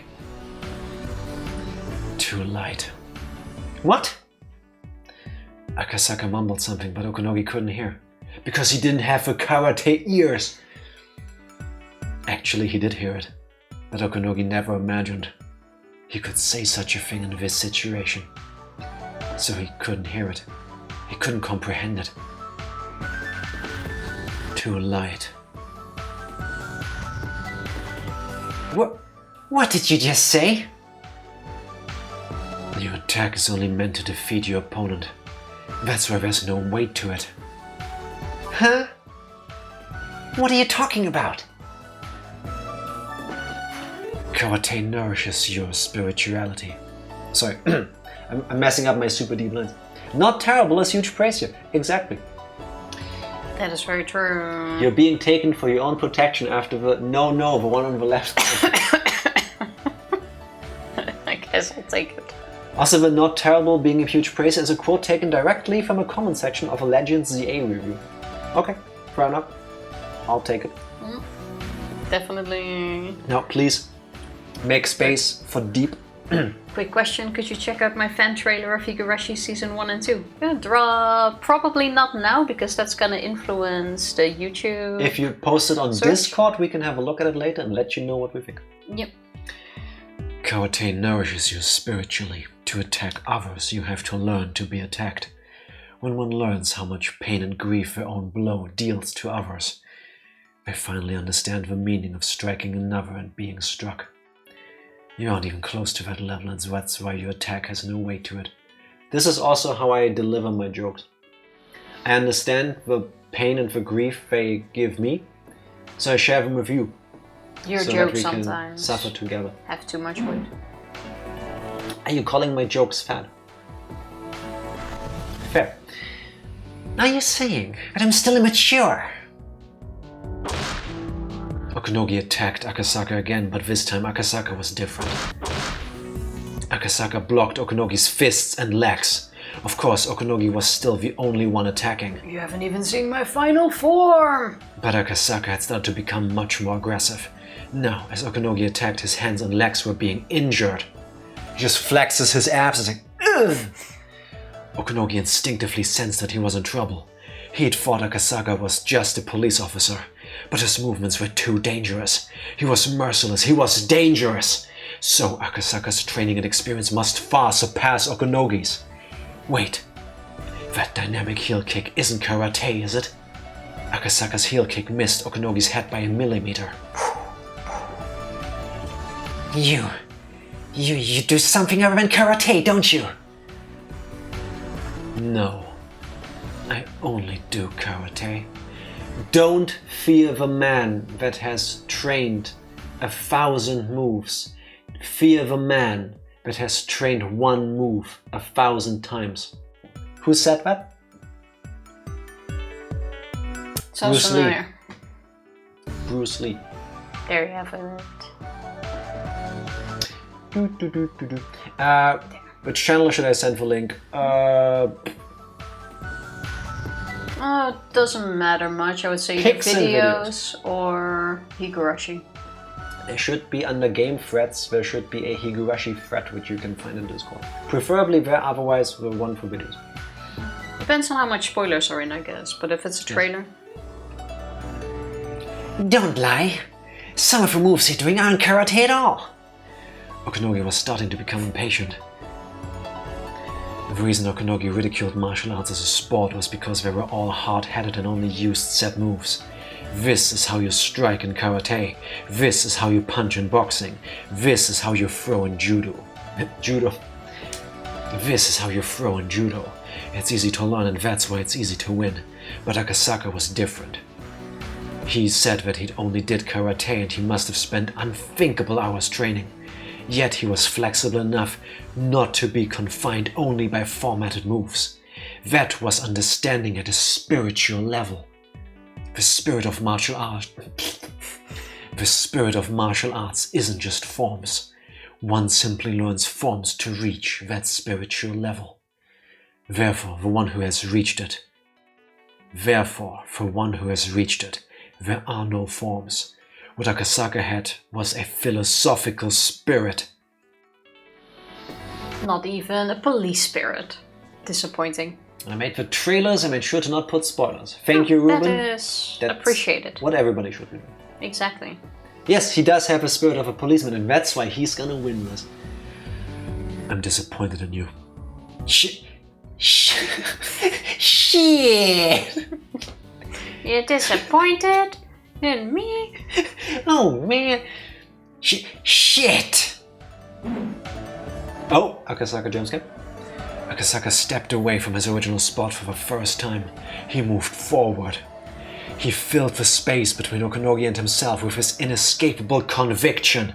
As Akasaka walked closer to Okunogi, Akasaka's assault radius tried to swallow him whole. To be within that radius meant death. Okunogi walked backwards to avoid being in that radius. That was the result. That was as the result of his clear-headed judgment, not because he was scared. He's scared. You don't even know the meaning of an attack. I'll teach you just how significant it can be. Oh! As Okunogi moved backwards, his back hit the van he came in earlier. How are they so bad at their surroundings? Because he's caught up in the moment. He was cornered. Having your back to a wall didn't mean you were at a disadvantage, but the more it was pressed against the wall, the further a disadvantage it became. If Okunogi let Akasaka come any closer, Okunogi wouldn't even be able to take a combat stance. Okunogi decided it immediately. The last chance he had was the moment before Akasaka took his next step. Akasaka's foot left the ground. He was taking another step. Now! Go to hell! No tricks, no feints. Okunogi lowered himself to attack with everything he had. The attack was powerful enough to break Akasaka's ribcage and rupture his heart. I'm a professional, Okunogi told himself. I can't be defeated by this amateur. Ooh, I like the swap. I'm Okunogi of the Mountain Dogs. Good for you. So how much did you get paid, huh? At that moment, Akasaka's eyes opened wide. Whoa! I don't do martial arts, I imagine that's what it sounds like. Minimum wage! I didn't get paid enough! It's the 1980s, we haven't introduced minimum wage yet! I mean, his head just flies off.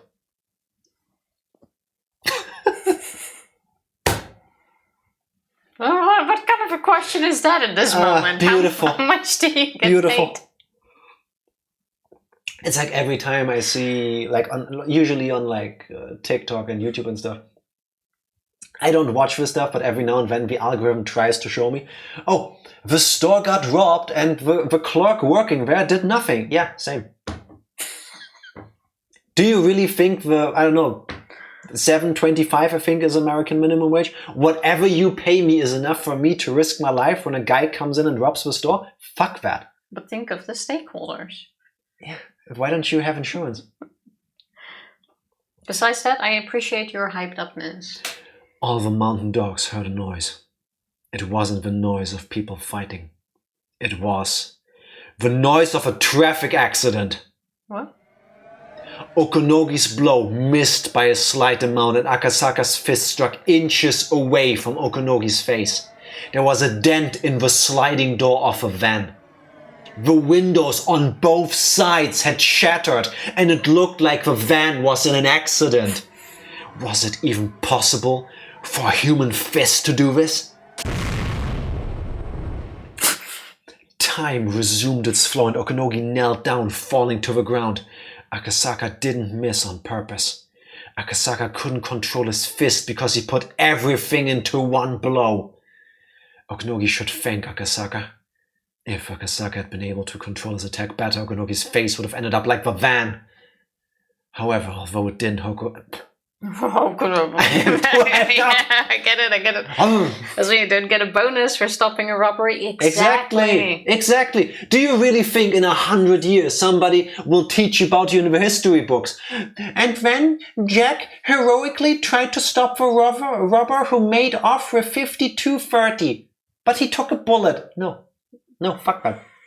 Akasaka literally has become Superman now. Yeah, he transcended some state. Excuse you? Oh. Don't you dare put Akasaka on the same level as Superman. He's far above that. Superman was born with his powers. Akasaka trained for hundreds of years through all the worlds. However, although it didn't hit Okonogi's face, it shattered his spirit. Good job, Akasaka. Clap, clap, clap, clap, clap, clap, clap. I like the idea that she applauded and said it at the same time. I agree. Rika applauded, but in this situation it didn't sound like applause. It almost sounded like Akasaka's fighting spirit was popping like firecrackers. Akasaka pulled back his fist, turned around calmly, then spoke. Who's next? I don't want to waste time, so why don't you come at me all at once? They knew. Everyone knew that there was no way to defeat Akasaka with their bare hands. They had guns and grenades and shields earlier. I was gonna say, good thing they have all of those things. They realized they needed weapons. Literally press A. They also needed more people. There should be better equipped unit in the basement. All of a sudden, things began to move quickly. The remaining mountain dogs emerged from the basement. You're not permitted to fire on the surface. I repeat, I do not fire. You are not permitted to fire on the surface. I repeat, do not fire on the surface. Phoenix 1, give us permission to collect arms. Retreat immediately. But the mountain dogs who just witnessed Akasaka's battle against Okonogi realized it was time for them to run. They didn't even care about Rika. Who would even think of taking Rika from him after seeing what Akasaka was capable of doing? When Okonogi regained his awareness, he jumped into a van with the mountain dogs as it drove away. Since Okonogi took off his intercom device to fight Akasaka, he had no idea what had transpired in the basement. Kasai woke up, beat the shit out of all of them. I want Kasai to have that superhero moment too. Rambo. Full on Rambo. 100%. He woke up, dropped the Kalashnikov, went back inside, got the Gatling gun that they just have, wrapped around the ammo and just went, like full on first blood. Like, I'm very happy for Akasaka, but Kasai deserves that moment too after all of the things we learned about him. Yeah. Was it mentioned why we can't use weapons? Yes, just no. That's the beauty of me pressing button. After the mountain dogs broke their promise with Rika, they were supposed to round up the remaining club members. But when Akasaka showed up, the dogs had to be divided into a ground force and a basement force, which altered the situation. Kasei had gone on a counter-attack, and the other club members somehow climbed up from the well and helped him. Since the mountain dogs weren't allowed to fire on the surface, they realized it would make the situation worse if Kasei fired his guns once he came up after them. Okunogi was unreachable, so Nightingale 1 had ordered the retreat in his place. Who would bear the responsibility for this? It was probably Okunogi's fault for taking off his intercom device to fight Akasaka, as he basically abandoned his job as a commander. Imagine being so fucking Japanese, so goddamn bureaucratic, that in this moment you go, well, you didn't follow process 45.8 section C. You could have still dodged and answered. Yeah, you abandoned your post, so we will be docking your pay. But everything happened in the first place because Akasaka showed up. So maybe it was his triumph rather than Okunogi's blunder. Either way, everything was miraculous. But the mountain dogs hadn't run with their tails between their legs. They had simply retreated for the moment. When they returned, they would have enough men and enough arms ready to kill all who stand in their way. And that would happen very soon. There was no time to waste. It's called bob and weave, Okunogi. Rika, I'm glad you're safe. In boxing, isn't it called the Dempsey roll? The thing where you weave under the punches and then you eventually attack back? Yeah, I am. Thanks to a miracle. No, it wasn't a miracle. It was me telling them we had a deal and they went back on it. So I changed my RNG. It was belief. We worked together, and one of us, Akasaka, came to help you. That's all.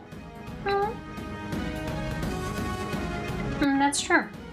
Something like this can't be called a miracle. I think Akasaka very much deserves the title of miracle. Okay, now it's our turn to attack. Now just walk to the ones on the ground and kick them in the stomach.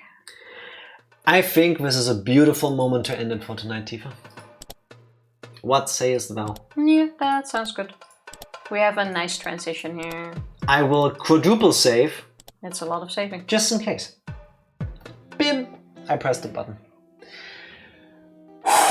God damn, that was awesome.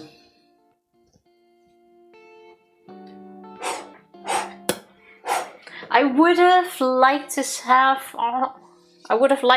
the Kasai bit a little bit more too, but I understand they can't hype it up too much.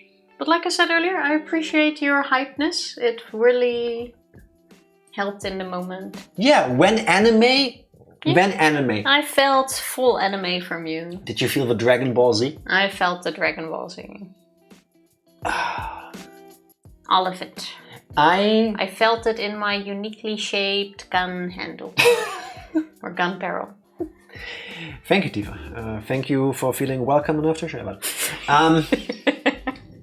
Feeling not welcome enough, feeling comfortable enough. Higurashi has gone full battle shonen. Yes, and I think we discussed this just earlier, but it's a heavy tonal shift between chapters 1 through 7 and the beginning of chapter 8 to now. I'm okay with it, because after 7 and a bit of chapters of basically emotional damage and hey, how would you like to feel depressed? It's a balance, but it comes right at the end. You know what I mean? No, I didn't feel like it felt out of place, because I'm comparing it to like some of the card games we've had, like the scene in Angel Mort with all of the hentai guys. It feels that type of... No. See, why it feels different for me is the games the club played were hyped up because, from my perspective, those are these students playing and they make it exciting. So for me, the way I took it is the excitement comes from the stakes of their club and how they bring the hype into this. Like a game of Old Maid, by the time I was like, yeah, that's nice, you can do that. But it is like, there's a punishment game, there's this, there's all the banter, that adds to it. Yeah, but it's the same type of writing, same type of energy, so it doesn't feel weird to me. See, I put that differently. For me, I put that in my mental compartment. This is the group just having fun, a light-hearted moment. Then there is the moments of Keiichi going like, I cannot believe some people would not know the difference between the Russian-made to-look Japanese porn that's currently flooding the market and the original Japanese porn, which is of much higher quality. Have I already told you, free delinquents, how I feel about Russian porn in Japan? Yeah, but because it has these unserious moments already. Yes, but again, those I took as like, okay, those are just weird, quirky moments to break up everything, but those stand by themselves. I mean, fair, it's not Superman. It plays into the perviness of teenagers, which, fair, some people never lose that.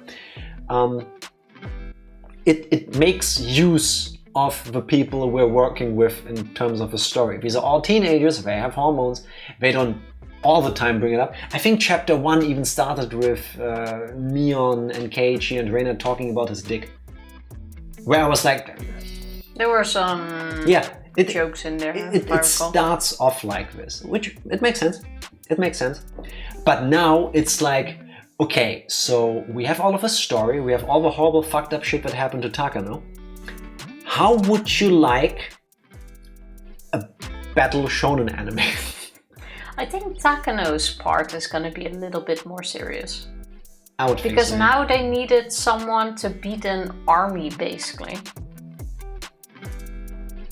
So that is the way that was solved. With Takano, that's not necessary. So I think there might be more space to have a bit of a more serious solution. I think now we might actually get to the whole, if you attack one villager, you attack all of us, and that's when they rally the troops of the whole village.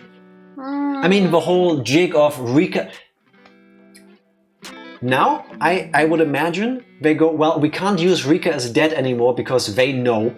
So they're gonna tell Takano, so that jig is up.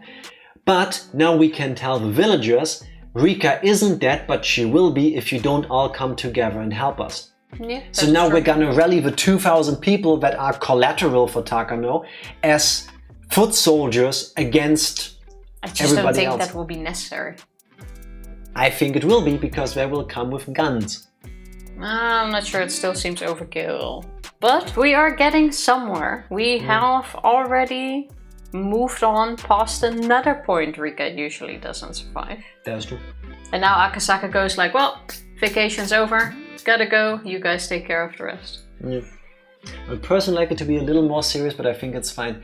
Yeah, I wouldn't mind if it stayed on the more serious, more realistic way when it comes to how the story actually develops, but ultimately this is a story about a girl hopping through lives with magic powers and a ghost friend who turns out to be a god, and also her great whatever grandmother. So there is leeway. There is enough room for my mind to go, I'll accept it. As we noticed today, it's usually very different things that take me out of it and annoy me. I won't spoil the tone, but it doesn't stay silly. Yeah, I would imagine there's still going to be plenty of horrible shit happening. I look forward to seeing this all conclude now. These moments are doing slice of life moments between the characters. Oh yeah, what we talked about earlier. Yeah, I get it. And ultimately, if you have this whole conspiracy of, you have this group of students and they are up against the deep state. How do you solve that issue in a serious way without pulling some strings? It would be nice if Higurashi could have worked as a blueprint on how to fix societies. But with a miracle, exactly. We all just gotta believe. But what I do believe is that it's time to call it a night, because otherwise we are not gonna make any progress tomorrow, because I'll be sleeping. But first, all jokes aside, I think, at least my takeaway so far from Higurashi is something very valuable. Talk to your friends, talk to people, don't carry your problems around alone if you can help it. Believe that there is good in other people, and then together you can do things that you alone wouldn't be able to do. And sleep well. Like the stream, I wouldn't be able to do this without Tifa. It's very sweet. And sleep well. Adorable. Adorable. Yes, and sleep well. Yes, indeed. Thank you. Tifa, press a button then. Oh, alright. Yeah, waiting for you. Oh, yeah, that felt... Thank you everybody for abrupt. suckering with us. We're Have a back good tomorrow night. with more Higurashi. See you then. Bye. Thank you.